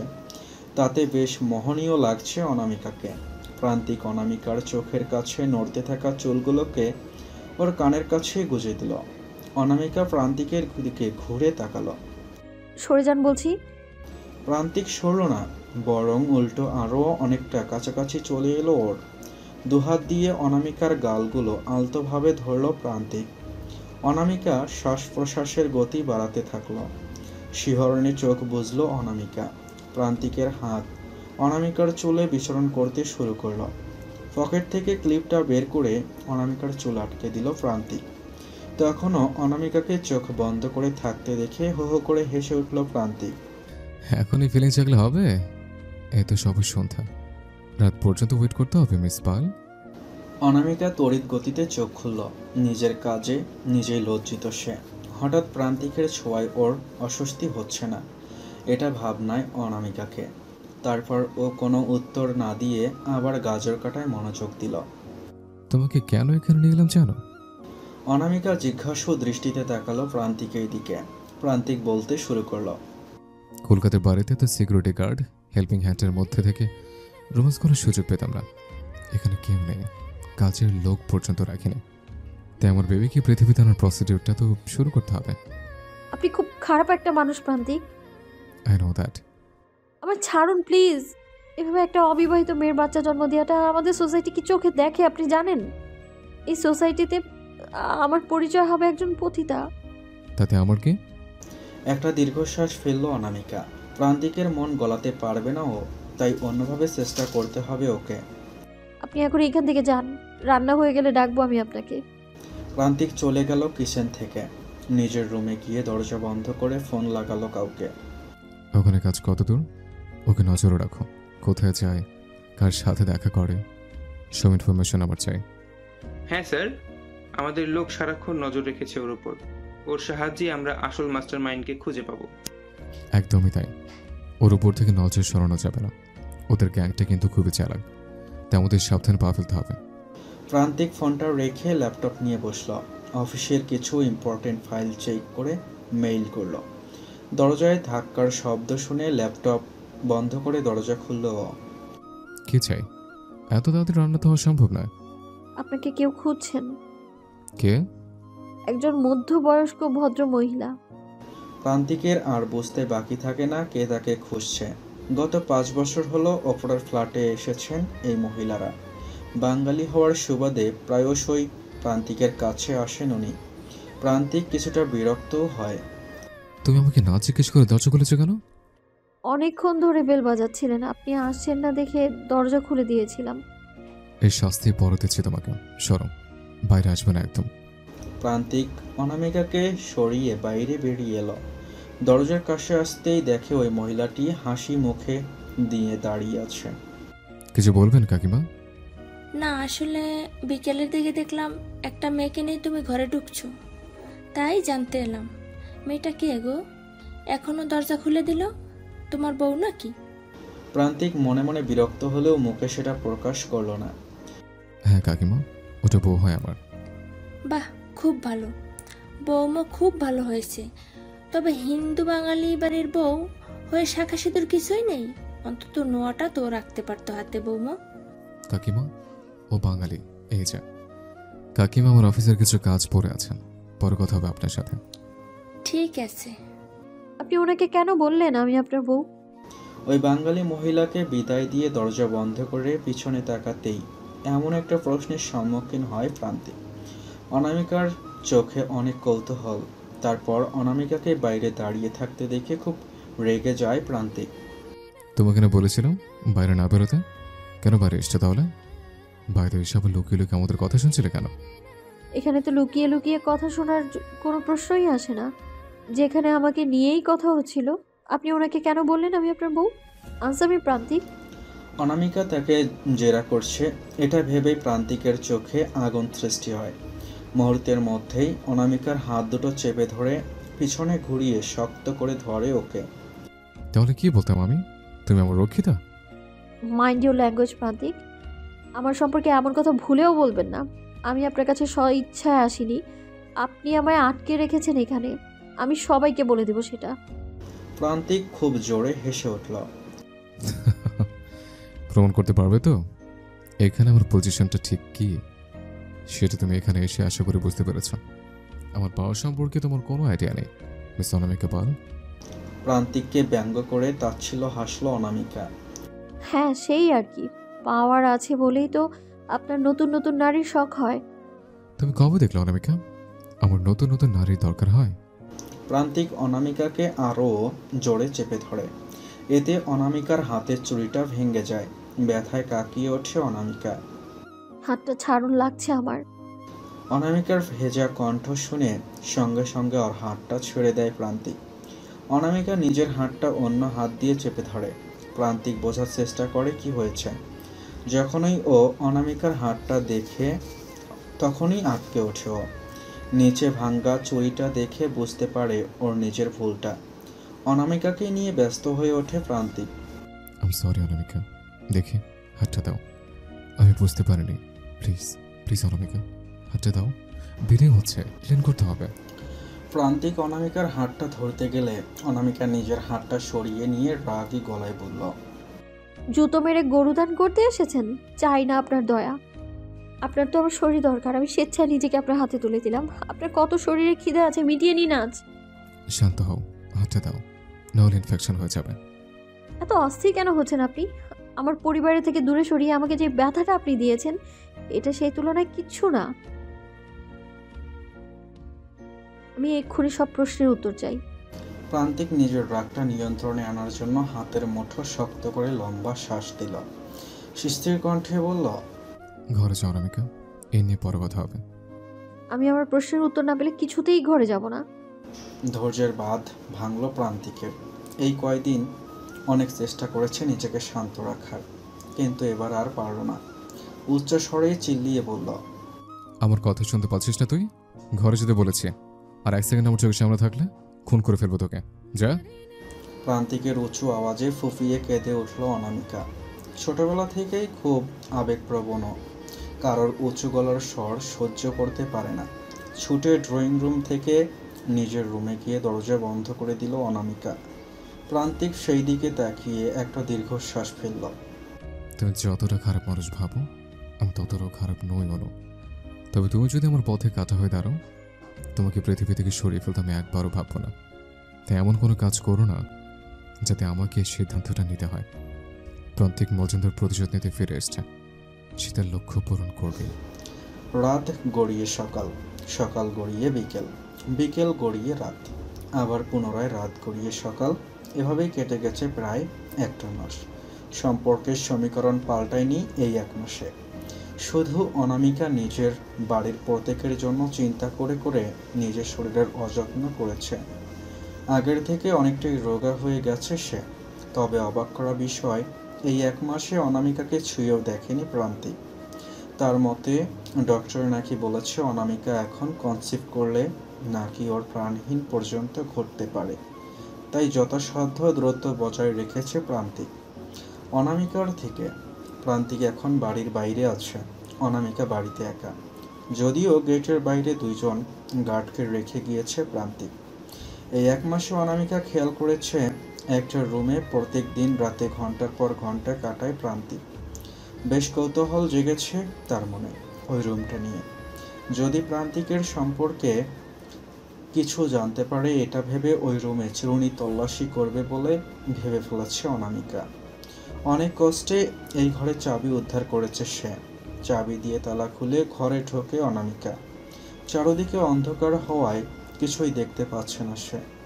এখানে এত অন্ধকার কেন? ফোনটাও আনিনি, যে গিয়ে ফোনটা নিয়ে আসি। রুম থেকে বেরোতে যাবে অমনি বাইরের কলিং বেল বাজার শব্দ পায়। ভয়ে ভয়ে রুমে আবার চাবি দিয়ে দরজা খুলে দেয় প্রান্তিককে। প্রান্তিক ভেতরে ঢোকে। কি করছিলে? এত দেরি হলো কেন? শরীরটা একটু খারাপ, শুয়েছিলাম। রেডি হও, ডক্টর কাছে যাব। অনামিকা কপাল চাপড়ালো। শুধু শরীর খারাপ বলাতে এরকম উদ্বিগ্ন হয়ে পড়ল প্রান্তিক। কি হলো, যাও। এত ব্যস্ত হবেন না, আমার তেমন কিছুই হয়নি, কয়েকবার বমি হয়েছে শুধু। প্রান্তিক ভ্রু কুঁচকালো। অনামিকা যে মিথ্যা বলেছে সেটা বুঝতে পেরে ওর বেশিক্ষণ সময় লাগলো না। তবুও একটু মজা করার লোভ সামলাতে পারলো না প্রান্তিক। এখনো তো কিছুই করিনি, তাহলে বমি পাচ্ছে কিভাবে? কিছু করেননি মানে? কি করার কথা বলছেন আপনি? প্রান্তিক অনামিকার কানের কাছে মুখটা নিয়ে এলো। আদর? অনামিকার কানের পাশটা গরম হয়ে উঠল। প্রান্তিকের থেকে দূরত্ব বাড়ালো না হয় ওর হৃৎপিণ্ডের দূরত্ব ওঠানামা সম্পর্কে প্রান্তিক টের পেয়ে যেত। ও জানে না এই অনুভূতির নাম কি। গত এক মাস ধরে প্রান্তিক যেভাবে ওর কেয়ার করেছে সেরকম প্রীতম কোনোদিনও করেনি। এর পিছনে প্রান্তিকের যতই খারাপ উদ্দেশ্য থাকুক না কেন, পুরুষের অতিরিক্ত যত্নে নারী দুর্বল হতে বাধ্য। তেমনটাই হয়তো হয়েছে অনামিকার সাথে। খেতে দাও, খেতে পেয়েছে। আপনি ফ্রেশ হয়ে আসুন, আমি খাবার রেডি করছি। প্রান্তিক নিজের রুমে চলে যায়, অনামিকাও রান্নাঘরে চলে যায়। মিনিট পাঁচেক পর প্রান্তিক হন্তদন্ত হয়ে বেরিয়ে আসে রুম থেকে। অনামিকা, প্রান্তিককে চিন্তিত দেখে অনামিকা ভয় পেল। কিছু কি হয়েছে? আমার রুমের পাশের রুমটায় তুমি ঢুকেছিলে? অনামিকার গলাটা শুকিয়ে গেল। প্রান্তিক কি করে বুঝে গেল অনামিকা ওই ঘরে ঢুকেছিল? ওই রুমটা তো বন্ধ, লক করা। আমি কিভাবে ঢুকবো? সত্যি বলছো তো? আমি যদি জানতে পারি তুমি রুমে ঢুকেছিলে, তাহলে কিন্তু আমার সব থেকে খারাপ রূপটা তুমি দেখবে। তোমাকে মেরে ফেলতেও তোমার ভাববো না আমি। অনামিকার মনের ভয়টা কমল। প্রান্তিক শুধু সন্দেহ করেছে, নিশ্চিতভাবে কিছু জানে না। তাই অনামিকা একটা পাল্টা প্রশ্ন করলো প্রান্তিককে। ওই ঘরে এমন কি আছে যেটা আমি জেনে গেলে আপনার অসুবিধা হবে? এমন কি আমাকে মেরে ফেলতেও দুবার ভাববেন না? প্রান্তিক একটু ঘাবড়ে গেল অনামিকার প্রশ্নে, কিন্তু প্রকাশ করল না। ওই রুমে তোমার মতো আরো অনেক মেয়ে আছে। বিস্ময় চোখে অনামিকা প্রান্তিকের দিকে তাকালো। তাহলে আমি বাইরে কেন? আমাকেও ওদের সাথে ভেতরে রাখুন। প্রান্তিক অনামিকার শরীর ঘেঁষে দাঁড়ালো। তুমি থাকতে চাইলে রাখবো ওখানে, তবে ভেবে নিও মৃত মানুষদের সাথে থাকতে পারবে তো? অনামিকা চকিতে তাকালো প্রান্তিকের দিকে। মানে যারা 6 মাসের মধ্যে আমার মনের ইচ্ছে পূরণ করতে পারেনি, তাদেরকে মেরে তাদের কঙ্কাল আমি রুমের মধ্যে রেখেছে। এবার তোমার পালা। যদি তোমার হাতে এখনো 5 মাস সময় আছে। ভয়ে প্রান্তিকের কাছ থেকে সরে গেল অনামিকা। প্রান্তিক বাঁকা হাসল অনামিকার দিকে তাকিয়ে। অনামিকা ভয়ে দেয়ালের সঙ্গে সেঠে দাঁড়িয়ে আছে। আমাকে মারবেন না, আমি মরতে চাই না। তাহলে ভুলেও আর ওই ঘরে পা রাখার চেষ্টা করবে না। ওই রুমে অচেনা কোনো নিঃশ্বাস পড়লেও আমি টের পাই, সেটা মনে রাখো। অনামিকা মাথা নাড়িয়ে সম্মতি জানায়। প্রান্তিক এক গ্লাস জল এগিয়ে দেয় অনামিকার দিকে। ভর কিছু নেই, বললাম তো তোমায় মারবো না। আমি এখানে থাকবো না, আমি এই মর্গে থাকতে পারবো না। আমাকে অন্য কোথাও রাখুন প্লিজ। আগে জলটা খাও, এ বিষয়ে পরে ভেবে দেখবো। অনামিকা প্রান্তিকের হাত থেকে গ্লাসটা নিয়ে এক নিঃশ্বাসে জলটুকু খেয়ে ফেলে। আর জল খাবে? অনামিকা মাথা নাড়িয়ে না বলে প্রান্তিক নিশ্চিন্ত হয়। ডিনার রেডি করো, আমি আসছি 10 মিনিটের মধ্যে। প্রান্তিক রান্নাঘর থেকে বেরিয়ে নিজের রুমে এসে দরজা বন্ধ করে দিল। তারপর আয়নার সামনে দাঁড়িয়ে হো করে হেসে উঠল। এ মেয়েটা তো বোকা কেন কে জানে। একটা অবিশ্বাস্য কথাকে বিশ্বাস করে কিভাবে ভয় পেয়ে গেল। যদি আমার সুবিধে হলো, ওই রুমে ঢোকার সাহস আর কোনোদিনই দেখাবে না। এত ভীতু মেয়ে আমি জীবনেও দেখিনি। আকাশে আজ অকাল বর্ষণ। শীতের শুরুর দিকে হঠাৎই পরিবেশ আজ অশান্ত হয়ে উঠেছে। বাইরে প্রচণ্ড গতিতে বৃষ্টিপাত, আর ভিতরে অনামিকার মনের মধ্যে উতাল পাতাল তোলপাড় শুরু হয়েছে। যখন থেকে শুনেছে একই ছাদের তলায় ও মৃত মানুষদের সাথে বসবাস করেছে, সেই থেকেই ভয়ে ছিটিয়ে আসেও সামান্য একটুও শব্দ ভয়ে কাইল হয়ে পড়েছে। ঘড়ির কাঁটায় রাত 1টা, অথচ অনামিকার চোখে ঘুম নেই। হঠাৎই প্রচণ্ড জোরে বাস পড়ার শব্দে ভয়ে চিৎকার উঠে জ্ঞান হারেও প্রান্তিক ওর গোপন ঘরের মধ্যেই ছিল। অনামিকার চিৎকারের শব্দ পেয়ে তাড়াহুড়ো করে ওর ঘরের সামনে এসে প্রান্তিক। অনামিকা, কি হয়েছে? দরজা খোলো। অনামিকা, এই অনু, দরজা খোলো। অনেক ডাকার পরও কোনো রকম শব্দ না পাওয়ায় বাধ্য হয়ে নিজের রুম থেকে অনামিকার ঘরের ডুপ্লিকেট চাবি এনে দরজা খুলতেই চমকে ওঠে। মেঝেতে অচৈতন্য হয়ে পড়ে আছে অনামিকা। প্রান্তিক তাড়াতাড়ি গিয়ে অনামিকাকে কোলে করে বিছানায় শোয়ালো। অনামিকা, চোখ খোলো। এইভাবে অজ্ঞান হয়ে গেলে কিভাবে? অনামিকা। বেডের পাশের টেবিল থেকে গ্লাসে রাখা জল নিয়ে অনামিকার চোখে দিতেই অনামিকার জ্ঞান ফেরে। চোখ খুলতেই ও জড়িয়ে ধরে প্রান্তিককে। আমার মারবেন না প্লিজ, আমি বাঁচতে চাই। আমি আমার বাবা মাকে না দেখে মরতে চাই না, প্লিজ মারবেন না আমায়। প্রান্তিক নিজের ভুল বুঝতে পারল। অনামিকা মিথ্যা ভয় দেখানোর জন্য ওই কথাটা বলা ওর উচিত হয়নি। অনামিকা ভয় পেয়েছে তো ঠিকই, কিন্তু শকড হয়ে আছে ও। প্রান্তিক অনামিকার মাথায় সযত্নে হাত বুলিয়ে দিল। শান্ত হও, কেউ তোমাকে মারবে না। নিজের প্রাণ থাকতে আমি তোমাকে মারবো না, আর মরতে দেব না। অনামিকা আরও শক্ত করে জড়িয়ে প্রান্তিকের শার্ট। প্রান্তিক টের পেল অনামিকার শরীরে উষ্ণতার পরিমাণ। কপালে হাত দিয়ে দেখতেই ও ভয় পেল। এত রাতে কোনো ডক্টরকেও পাবে না প্রান্তিক, তার উপর এত ঝড় বৃষ্টি হচ্ছে। অতিরিক্ত ভয় থেকে জ্বরটা এসেছে। নিজের ওপর খুব ঘৃণা হয় প্রান্তিকের। তখন যদি ওই কথাগুলো না বলতো তাহলে এই পরিস্থিতিটা তৈরি হতো না। কিচ্ছু হবে না তোমার অনামিকা, কিচ্ছু হতে দিব না আমি তোমার। প্রান্তিক অনামিকাকে আস্তে করে বিছানায় শুইয়ে দেয়। তারপর উঠে কিচেন থেকে একটা বাটিতে করে জল আর নিজের রুম থেকে নিজের রুমালটা এনে অনামিকার পাশে বসে। রুমালটা জলে ভিজিয়ে বারবার জলপট্টি দিতে থাকে। প্রায় আধ ঘন্টা পরও যখন জ্বরটা কমলো না, তখন বাধ্য হয়ে প্রান্তিক নিজের চেনা একজন ডক্টরকে ফোন করল। ৬-৭ বার রিং হওয়ার পরে ফোনটা রিসিভ হলো। এভরিথিং ইজ ওকে প্রান্তিক? Nothing is okay doctor. আমার ওয়াইফ অসুস্থ, খুব জ্বর এসছে। 104 উঠে গেছে বডি টেম্পারেচার, কিছুতেই নামছে না। বাইরে খুব ঝড় বৃষ্টি হচ্ছে, আমি তো এখন আসতে পারবো না। মেডিসিন দিয়েছো? না ডক্টর, ওর প্যারাসিটামল অ্যালার্জি আছে, অনেকক্ষণ থেকে জলপট্টি দিচ্ছে, তবুও কিছু হচ্ছে না। তাহলে এক কাজ করো, ঠান্ডা জল দিয়ে মাথাটা ধুয়ে দাও। প্রান্তিক কাঁপা কাঁপা কণ্ঠে বলল। ও ঠিক হয়ে যাবে তো ডক্টর? তোমার মতো স্ট্রং ছেলে যদি একটুকুতেই ভেঙে পড়ে তাহলে কিভাবে হবে প্রান্তিক? তোমার ওয়াইফ একদম সুস্থ হয়ে যাবে, আমি যা বললাম তাই করো। প্রান্তিক ফোনটা রেখে চট করে ওয়াশরুম থেকে এক বালতি জল নিয়ে এসে বিছানার কাছে বসল। অনামিকাকে ঘুরিয়ে শোয়ালো প্রান্তিক। আর একটু ঘোরো। এবার ঠিক আছে। প্রান্তিক অনামিকার মাথাটা ধীরে ধীরে জল দিয়ে ধুয়ে দিল। তারপর একটা শুকনো তোয়ালে দিয়ে ভেজা চুলগুলো মুছে দেয়। অনামিকা দুর্বলতার জন্য আবার শুইয়ে পড়তে চাইলে প্রান্তিক বাধা দেয়। মাথার চুলগুলো ভেজা, এখন একটু বসো। কেন আমাকে দুর্বল করে দিচ্ছেন প্রান্তিক? আপনার বউ আছে, আপনার ওয়াইফ প্রেগনেন্ট, তার সত্ত্বেও কেন আপনি আমার এত কাছে আসছেন? অনামিকাকে কথা বলতে দেখে প্রান্তিক ওর কপালে হাত দিয়ে দেখল। কপালটা আগের তুলনায় ঠান্ডা। থার্মোমিটার দিয়ে জ্বর চেক করে দেখলো 100 ডিগ্রি। একটু নিশ্চিন্ত হলো প্রান্তিক। কি হলো বলুন, আমাকে নিয়ে এত কেন ভাবছেন আপনি? আপনার তো বউ আছে। প্রান্তিক হাসল।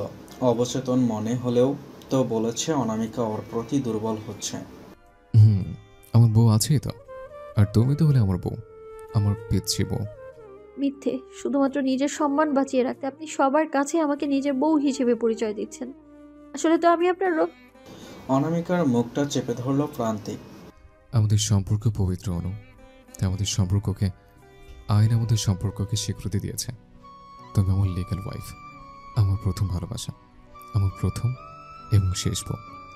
অনামিকা চোখ পিট করে বোঝার চেষ্টা করলো প্রান্তিকের বিষয়টা, কিন্তু কতটা ওর বোধগম্য হলো সেটা বোঝা গেল না। আমি মায়ের কাছে যাব। প্রান্তিক তার মানে এতক্ষণ ভস্যতে ঘি ঢালল। অনামিকা ওর কোনো কথাই শোনেনি। ও ভেবেছিল অনামিকাকে সব সত্যিটা জানিয়ে দেবে, কিন্তু অনামিকা এখন শোনার মতো অবস্থাতে নেই। প্রান্তিক অনামিকার কপালে স্নেহ চুম্বন দিল। আমি মায়ের কাছে যাব প্রান্তিক, আমায় নিয়ে চলুন প্লিজ। যাবো তো, আমরা যাবো কলকাতায়, কয়েক সপ্তাহ পরই যাব। না, আমি এক্ষুনি যাব মায়ের কাছে। আমরা এখন অস্ট্রেলিয়া আছি অনু, বললে তো আর যাওয়া যাবে না। আমি ঘৃণা করি আপনাকে প্রান্তিক, আমি প্রীতমকেও ঘৃণা করি। আপনারা দুইজনই আমার মানসিক শান্তি শেষ করে দিয়েছেন, আমাকে অসুস্থ বানিয়ে দিয়েছেন আপনারা। অনামিকার অনুশোচনা হলো। অনেক আগেই অনামিকাকে সবটা জানিয়ে দেওয়া উচিত ছিল ওর। প্রান্তিক অনামিকার কপালে নিজের কপাল ঠেকালো। আমি তোমার মানসিক শান্তি নষ্ট করি না অনু, বরং তোমাকে মানসিক অশান্তি থেকে দূরে রাখার জন্য সবার থেকে অনেক দূরে নিয়ে এসছি তোমাকে।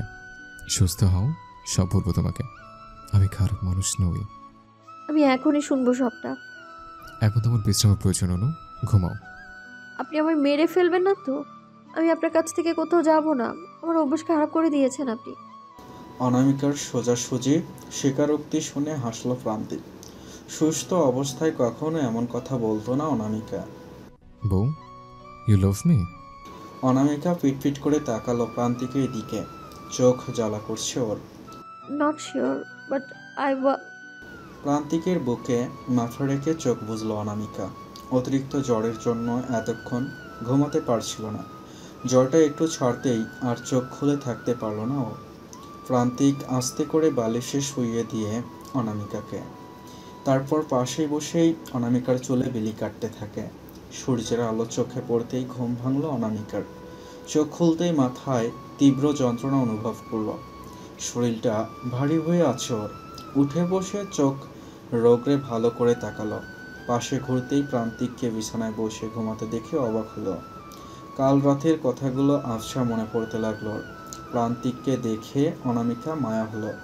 বেচারা ওর জন্য সারা রাত জেগে আছে। আস্তে করে নাড়া দিল প্রান্তিককে। প্রান্তিক, এই প্রান্তিক। আর একটু ঘুমাতে দাও বউ। বউ শব্দটা শুনে ভ্রু কুঁচকে তাকালো অনামিকা। তারপর ঘুমের ঘোরে ভুল বকেছে ভেবে পাত্তা দিল না। হ্যাঁ ঘুমাবেন তো, কিন্তু সোজা হয়ে শোন, নইলে ঘাড় ব্যথা করবে। প্রান্তিক লম্বা হয়ে শুয়ে পড়ল। অনামিকা ওর গায়ে চাদরটা টেনে নামতে গেলেই প্রান্তিক অনামিকাকে নিজের পাশে শুইয়ে চেপে ধরল। কি করছেন, ছাড়ুন। প্রান্তিক ধীরে ধীরে চোখ খুলল। অনামিকার চোখের কাছে পড়ে থাকা চুলগুলো যত্ন করে কানে গুঁজে দিল। অনামিকার নাকে থাকা লাল তিলটার ওপর নিজের ঠোঁট ছোঁয়ালো। অনামিকা অবশ্যই চোখ বন্ধ করে ফেলে। আই লাভ ইউ বউ। অনামিকা চোখ খুলল বউ ডাকটা শুনে। প্রান্তিক সজ্ঞানে কেন তাকে বউ বলছে এটা ভেবে অবাক হয়েও। আপনি বারবার আমাকে বউ কেন বলছেন বলুন তো? বউকে মিস করছেন বুঝি? তাহলে তাকে নিজের কাছে আনছেন না কেন? প্রান্তিক অনামিকাকে জড়িয়ে ধরল আরও শক্ত করে। দুজনের মধ্যে বাতাস চলাচলকে নিষিদ্ধ করলো প্রান্তিক। আমি তোমার বউয়ের কাছে আছে, তাকে জড়িয়ে ধরে তার শরীরে ঘ্রাণ নিচ্ছে। অনামিকা প্রান্তিককে ঠেলে দড়িয়ে সরিয়ে দিতে চাইলেও সেটা করে উঠতে পারছে না। সরুন প্রান্তিক প্লিজ, এসব ভালো লাগছে না আমার। জ্বর হয়েছিল আমার, আর ভুলভাল বকছেন আপনি। তোমার জ্বর হলে বলেই তো আমি আমার ভুলটা বুঝতে পারলাম। তোমাকে আর অন্ধকারে রাখবো না আমি। কিসের অন্ধকার? আমার জীবনটা তছনছ করে দিয়ে বলছেন আমাকে অন্ধকারে রাখবেন না? না বউ, আমি তোমার জীবন তছনছ করিনি, বরং তোমার জীবন তছনছ হওয়া থেকে বাঁচিয়েছে। কয়েকটি শয়তানা দৃশ্য থেকে তোমাকে সরিয়ে আনছে। মানে আপনি ঘুমের ঘোরে কি উল্টাপাল্টা বলছেন? নাকি কাল রাতে কিছু উল্টাপাল্টা খেয়ে এসেছেন আপনি? প্রান্তিক অনামিকার কথা শুনে হাসল। অনামিকার কাঁপতে থাকা ঠোঁটটা আজ খুব আকর্ষণ করছে ওকে। নিজের সুপ্ত ইচ্ছাটাকে বারবার দমিয়ে রাখতে চেয়েও ব্যর্থ হয়ও। অনামিকার ঠোঁটটা কয়েক সেকেন্ডের জন্য নিজের দখলে নিয়ে অনামিকা উত্তেজনায় প্রান্তিকের চুল খামচে ধরে। কয়েক সেকেন্ড পর ছাড়া পেতেই অনামিকা খুব জোরে জোরে শ্বাস নেয়। এটা কি হলো? চুমুটা বেশ মিষ্টি। এখন থেকে সকালবেলা ভাবছি কফি না খেয়ে তোমার ঠোঁট দুটো টেস্ট করব। নিজের বউ থাকতে অন্য মেয়ে নিয়ে আদিক্ষেতা, চরিত্রহীন পুরুষ। তুমিই তো আমার বউ, আমার লিগ্যাল ওয়াইফ। তোমাকে চুমু খাওয়ার লাইসেন্স আমি 40 দিন আগে পেয়ে গেছে। লিগল ওয়াইফ কথাটা শুনে অবাক হলো অনামিকা। জিজ্ঞাসা দৃষ্টিতে তাকালো প্রান্তিকের দিকে। প্রান্তিক অনামিকার কৌতূহল সম্পর্কে বুঝতে পারল। কলকাতায় যেদিন তুমি কিনেছিলাম আমার কাছে, মনে আছে? কয়টা পেপারে সাইন করেছিলাম তোমায়। অনামিকা লম্বা একটা দীর্ঘশ্বাস ফেলল। মনে আছে, কন্ট্রাক্ট পেপার ছিল। প্রান্তিক মৃদু হাসল। অনামিকার দিকে তাকিয়ে বলল, না, ওপরের পেজগুলো সব ফলস ছিল, যেগুলো তুমি পড়েছিলাম। ভিতরের পেজগুলো আসল ছিল, যেগুলো তুমি পড়নি। আর যেটা ছিল আমাদের ম্যারেজ রেজিস্ট্রি পেপার। আমার কোনো বউ নেই, তুমি আমার একমাত্র বউ। আর বাইরের নেম প্লেটে লেখা মিসেস মজুমদার হলো তুমি, Mrs Anamika Majumdar, wife of প্রান্তিক মজুমদার। অনামিকা পাথরের মতো বসে আছে। ওর এখন কি করা উচিত সেটা ও নিজেও ভেবে উঠতে পারছে না। মন খুশিতে নাচতে, কিন্তু মস্তিষ্ক বলছে প্রান্তিক প্রতারণা করেছে ওর সাথে, সব কিছু গোপন করে। অনামিকা, তুমি খুশি তো? এটা বৈধ সম্পর্ককে ভিত্তি করে কিন্তু আমরা এক ছাদের তলে রাত্রি যাপন করছি। প্রান্তিকের হাতের বাঁধন আলগা হতেই অনামিকা বিছানা থেকে নেমে দাঁড়ায়। প্রান্তিক শোয়া থেকে উঠে বসে। কিছু বলো অনু। কি বলবো আমি প্রান্তিক? বলার কোনো জায়গা রেখেছেন? আমার অমতে লুকিয়ে রেজিস্ট্রি পেপার সাইন করানোটাকে আপনি বৈধ বলে মনে করেন? আপনি তো প্রতারণা করেছেন আমার সাথে। আমি প্রতারণা করি না অনামিকা, আই লাভ। হাত দেখিয়ে প্রান্তিককে থামিয়ে দিল অনামিকা। লাভ? ভালোবাসা? এভাবে জোর করে বিয়ে করে এক ছাদের তলায় রাত্রি যাপন করলেই বুঝি ভালোবাসা হয়ে যায়? ভালোবাসা কি এতটাই সহজলভ্য? প্রান্তিক দীর্ঘশ্বাস ফেলল। ও জানতো একদিন এই পরিস্থিতিটা তৈরি হবে, তাই ও আগে থেকেই প্রস্তুত হয়েছিল। জোর করে বিয়ে করেছে ঠিক, এক ছাদের তলায় রাত্রিযাপন করেছে এটাও ঠিক, কিন্তু তোমাকে অন্ধকারে রেখে এই 40 দিনে একবারও খারাপভাবে স্পর্শ করিনি, কারণ আমি চাইনি নিজের ভালোবাসা মানুষের কাছে সারা জীবন ধর্ষক হয়ে বাঁচতে। তাহলে আমার কাছে থেকে এতদিন এতটা সবটা লুকালেন কেন আপনি? আচ্ছা, প্রীতমের ব্রেইন ওয়াশ করে কি আপনি ওকে আমার কাছে খারাপ করলেন যাতে আপনার রাস্তাটা পরিষ্কার হয়ে যায়? একটা জায়গায় যাবে অনামিকা? অনামিকা জিজ্ঞাসু দৃষ্টিতে তাকালো প্রান্তিকের দিকে। আমি আপনার সঙ্গে কোথাও যাব না। আপনি একটা প্রতারক। আপনি আপনি আমার সবটা শেষ করে দিয়েছেন। তোমার সব প্রশ্নের উত্তর সেখানে আছে। আমি কলকাতায় ফিরবো। আমি আর বাড়ি যাব, আমার বাড়ি যাব, আমি আমি মা বাবার কাছে যাব। এখন তোমাকে কলকাতা নিয়ে গেলে তোমার বাবা দাদা যে আমাকে বকবেন। মানে? তোমার বাবা সবটা জানেন, ওনার পরামর্শে আমি তোমাকে বিয়েটা করেছে। অনামিকা চমকে উঠল। ওর বাবা কিভাবে ওর সাথে এটা করতে পারে ভেবেই অবাক হয়ে বলল, বাবা, আমি আপনার কোনো কথা বিশ্বাস করি না। আপনি পুরোটাই মিথ্যে দিয়ে ভরা। এই যে সত্যি বলছেন, এটা বিশ্বাস করব কি করে আমি? তার জন্য তো তোমাকে আমার সঙ্গে একটা জায়গায় যেতে হবে। সেখানে গেলে আশা করি তোমার সব প্রশ্নের উত্তর পেয়ে যাবে। কোথায়? রেডি হয়ে বাইরে এসো, আমি ড্রয়িং রুমে ওয়েট করছি। কথাটা বলে প্রান্তিক অনামিকার রুম থেকে বেরিয়ে যায়। অনামিকা ধপ করে মেঝেতে বসে পড়ে, ফুপিয়ে কেঁদে ওঠে ও। এই লোকটাকে আমি ভালোবেসে ফেলেছি। কেন বারবার আমার সাথে এমনটা হয়? প্রথমে প্রীতম আমার সাথে প্রতারণা করলো, এখন আবার প্রান্তিক। আর এই মানুষটার সাথে এতগুলো দিন সংসার করেছি, যাকে আমি একজন শুধু নষ্ট পুরুষ মনে করেছি, সে নাকি আমার স্বামী। কেন আমাকে এতদিন অন্ধকারে রাখলেন উনি? কেন? একটা বড় হসপিটালের করিডোরে বসে আছে প্রান্তিক আর অনামিকা।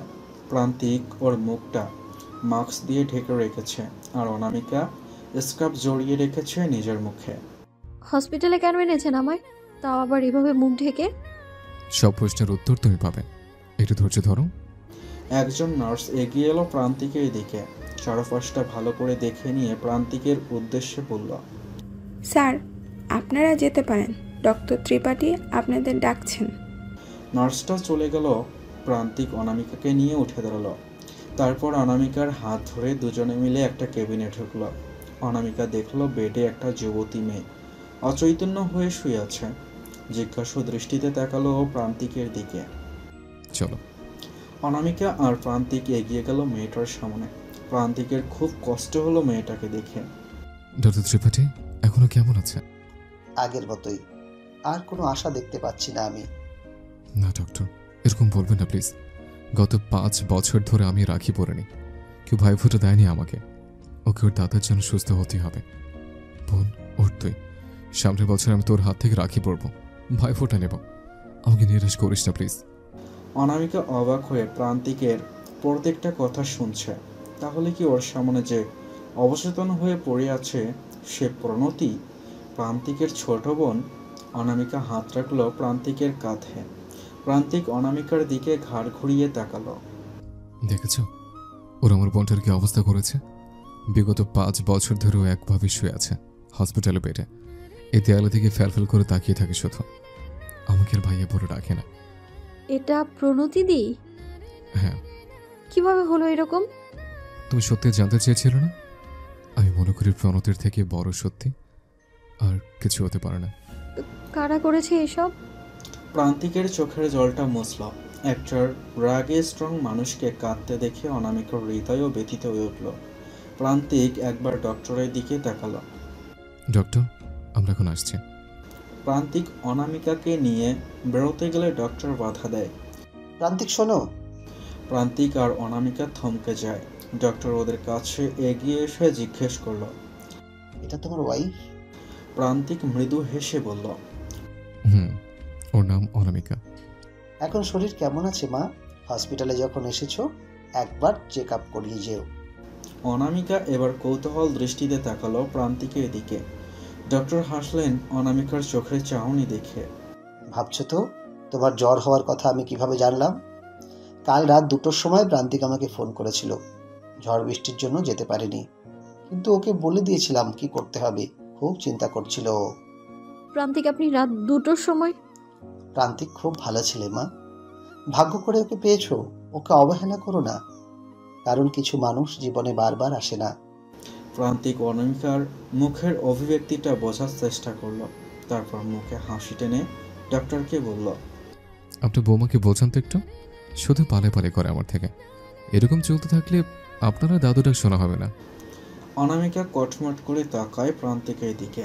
ডক্টর ত্রিপাঠী জোরে হেসে উঠে বললেন, you are so much funny প্রান্তিক।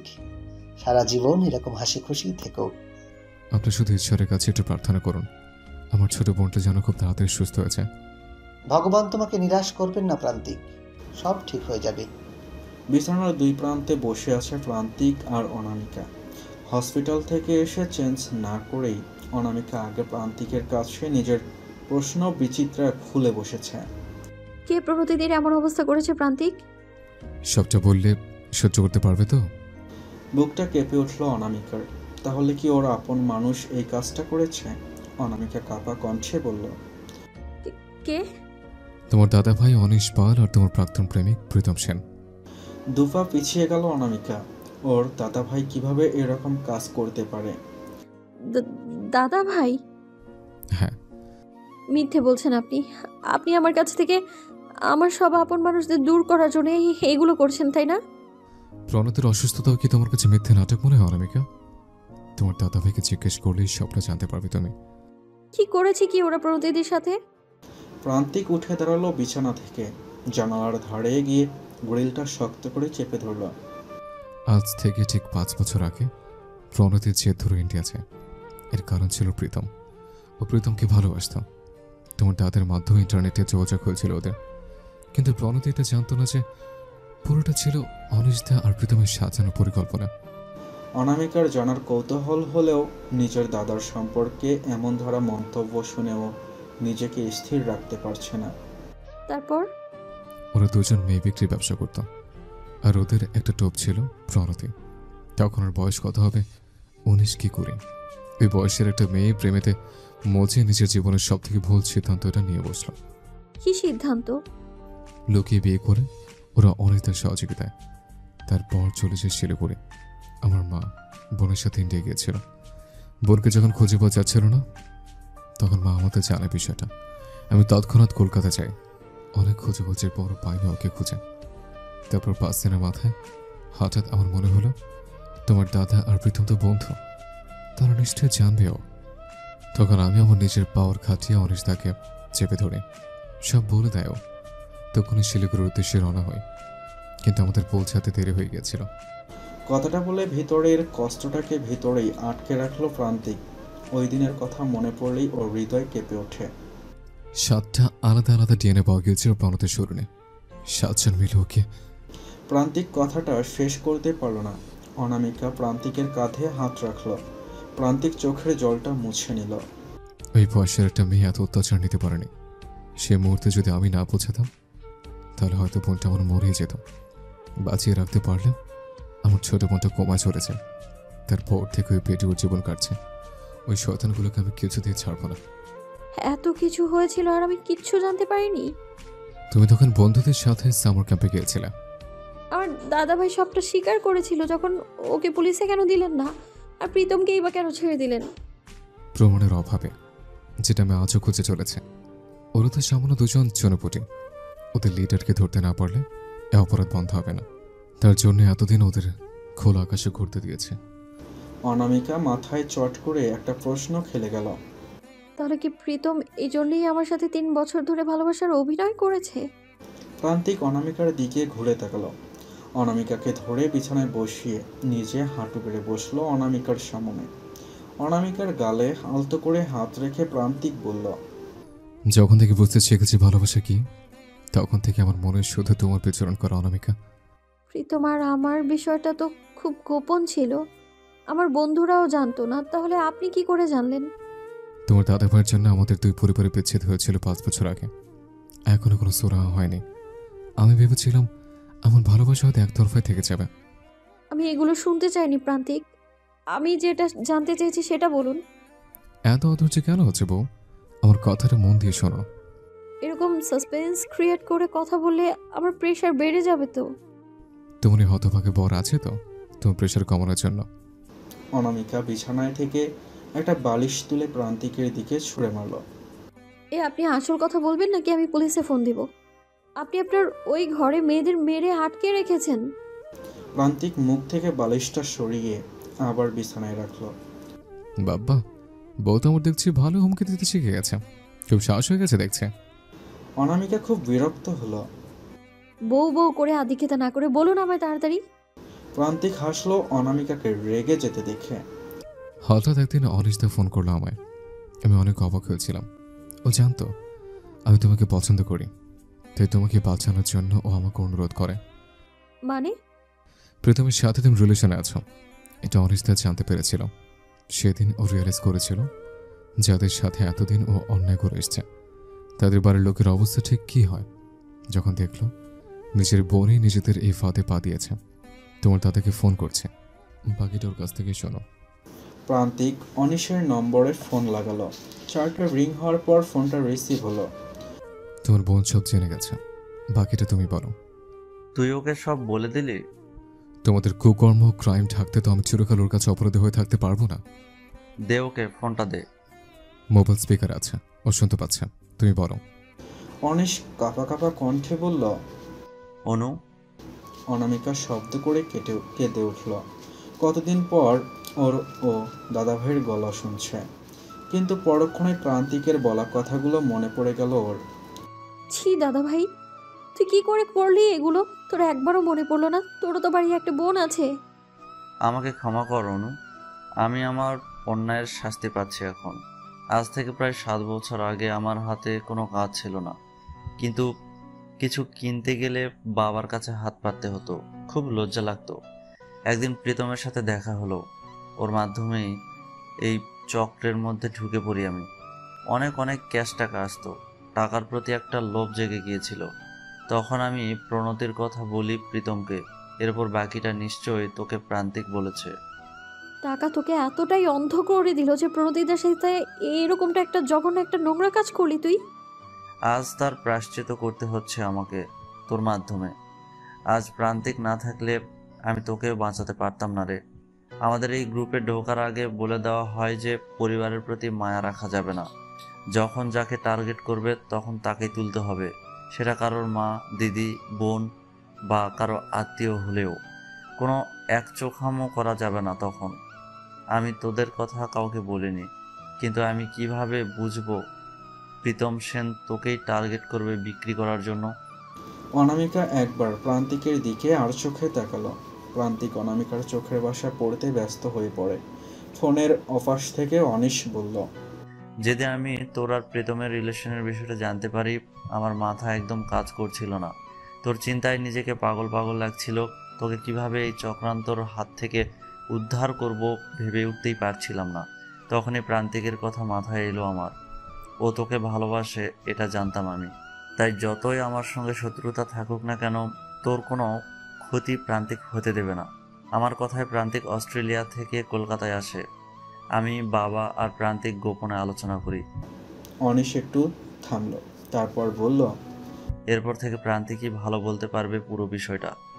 প্রীতম আমাকে চেনে না, আমি যে প্রণতির দাদা এটাও জানতো না।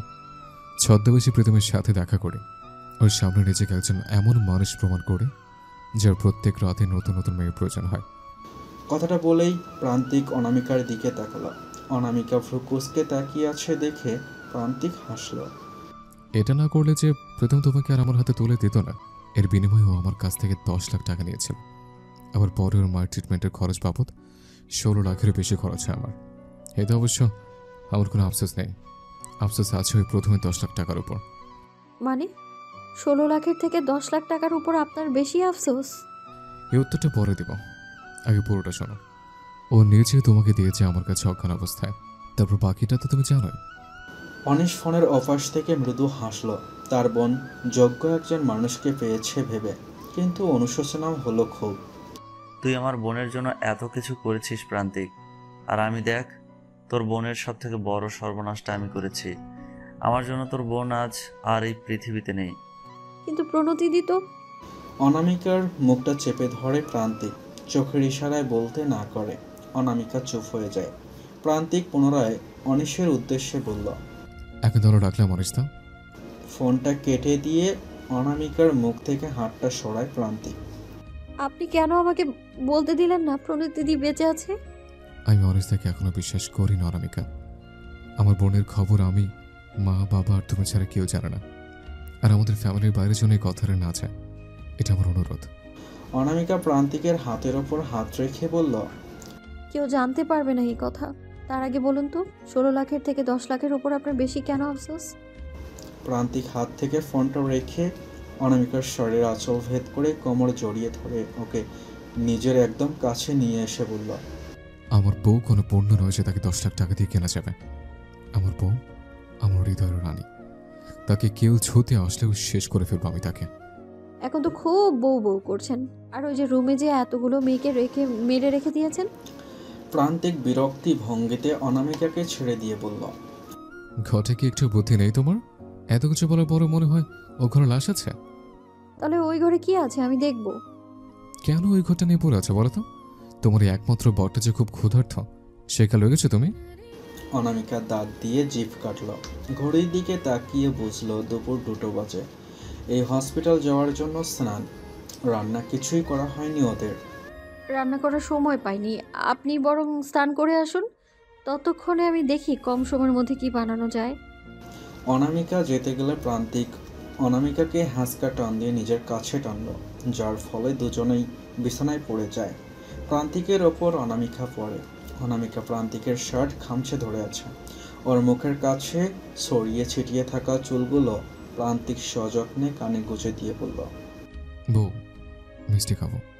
প্রান্তিকের অদ্ভুত আবদার শুনে অনামিকা ভ্রু কুঁচকে তাকিয়ে বলল, এই দুপুরবেলা খালি পেটে কেউ মিষ্টি খায়? বউ থাকলেই সব পুরুষ মানুষরা মিষ্টি যখন ইচ্ছে খেতে পারে। মিষ্টি খাওয়ার সাথে বউ? প্রান্তিকের কথার অর্থ বুঝতে পেরেই চুপ হয়ে যায় অনামিকা। প্রান্তিকের কাছ থেকে ছাড়া পাওয়ার জন্য ছটফট করতে থাকে। মিষ্টি না দিলে তো ছাড়া পাবে না তুমি। বেশি মিষ্টি খেলে সুগার হয়ে যাবে, ছাড়ুন আমায়। হোক না, ক্ষতি কে? এই মিষ্টির স্বাদ নেওয়ার জন্য সুগার হলেও তার বড় করি না আমি। অনামিকার মুখের ধরন হঠাৎই পাল্টে গেল। কিছুটা গম্ভীর হয়ে জিজ্ঞেস করল, আচ্ছা প্রান্তিক, আপনি আমার কাছে থেকে এতদিন এই কথাগুলো লুকিয়েছিলেন কেন? প্রান্তিক বেশ বিরক্ত হয়। এই রোমাঞ্চকর মুহূর্তে আবার পুরনো কথা তোলায় অনামিকার ওপর খুব রাগ হয় ওর। তুই বড্ড আনড্রামাটিক অনামিকা। এমন একটা মুহূর্তে কোথায় আমাকে একটু আদর করবে, তা না করে এইসব সিরিয়াস প্রশ্ন করছো। হ্যাঁ বলুন না। তখন বললে কি বিশ্বাস করতে? ভালোবাসা অন্ধ হয়েছিল তো তুমি। আর তখন বললে তুমি বিষয়টা গোপন থাকতে দিতে না। এতে তুমিও বিপদে পড়তে, আর আমার অসুস্থ বোনটাও। আচ্ছা প্রান্তিক। বিরক্তিতে চসূচক শব্দ করল প্রান্তিক। প্লিজ এখানে তোর প্রশ্নের ভাবটা শেষ করো। এখন আমি ওইসবের মুডে নেই। আর এসব প্রান্তিক প্রান্তিক কে? বাঙালি বউরা বড়দের ও গো হ্যাঁ গো বলে ডাকে, জানো না তুমি? অনামিকা প্রান্তিকের বুকে দুবার কিল মারল। দুপুর হয়ে গেল, এখনো স্নান করেনি। গা দিয়ে ঘামের গন্ধ বেরোচ্ছে, যান গিয়ে স্নান করে আসুন। অনামিকা প্রান্তিকের কানের কাছে মুখটা নিয়ে গিয়ে বলল, জানাবো, গরমকালে জলের খুব প্রবলেম হয় এখানে, কিনে খেতে হয়। তা এখন থেকে জলটা সাশ্রয় করলে হয় না? তার মানে কি আজকে আপনি স্নান করবেন না ভাবছেন? আমরা তো স্বামী স্ত্রী, তুমি তো স্নান করো না এখনো, তাই দুজনে একসঙ্গে শাওয়ার নেওয়া যায়। এতে আমরা কিছুটা জলও বাঁচাতে পারবো, যাকে বলে শাওয়ার টুগেদার সেভ ওয়াটার। অনামিকা সবে স্নান করে বেরোলো। প্রান্তিক এখনো বিছানায় শুয়ে শুয়ে ফোন ঘাঁটছে। অনামিকা ওয়াশরুম থেকে বেরিয়ে নিজের ভিজে তলাটা ছুঁড়ে দেয় প্রান্তিকের ওপর। প্রান্তিক ভ্যাবাচাকা খেয়ে উঠে বসলে অনামিকা বলল, আপনি এখনো এখানে বসে আছেন? দুপুর 3টা বাজে, স্নান করবেন কখন? প্রান্তিক এক দৃষ্টিতে অনামিকার দিকে তাকিয়েছে। ভিজে চুলে কপাল দিয়ে টপ টপ করে জল গড়িয়ে পড়ছে গাল বেয়ে। প্রান্তিক ঘোর লাগা দৃষ্টিতে উঠে অনামিকার কাছে আসে। অনামিকার একটু পিছিয়ে যায়। প্রান্তিকের অভিব্যক্তি পরিষ্কার তার কাছে। দেখুন, একদম অসভ্যতামি করবেন না। আমি এই স্নান করে এলাম, আমাকে রেডি হতে দিন। প্রান্তিক অনামিকার কাঁধ নিজের দুহাত দিয়ে ধরল। তারপর ধরে নিয়ে গিয়ে ড্রেসিং টেবিলের সামনে বসল। অনামিকা অবাক হয়ে প্রান্তিকের দিকে তাকিয়েছে। প্রান্তিক কি করতে চাইছে বুঝে উঠতে পারছে না ও। ঠিক কি করতে চাইছেন আপনি? ড্রেসিং টেবিলের সামনে থেকে চিরুনিটা তুলে নিয়ে অনামিকার সামনে ধরে বলল। আমি আশ্রয় দিই? অনামিকা ভ্রুকুচকে তাকিয়ে বলল, আপনি পারবেন? এতে না পারার কি আছে? একটা সময় তো আমাকে সব করতে হবে। কোন সময়? ঠিক যেই কারণে তোমাকে তুলে এনেছি বলে এতদিন জানতে, সেই সময়টা তো আমাকেই তোমার সব কাজ করতে হবে। অনামিকা কটমট করে তাকালো প্রান্তিকের দিকে। প্রান্তিক বুঝে উঠতে পারল না এই তাকানোর মানেটা। বাচ্চা বাচ্চা আর বাচ্চা, বাচ্চা ছাড়া আপনি কিচ্ছু বোঝেন না।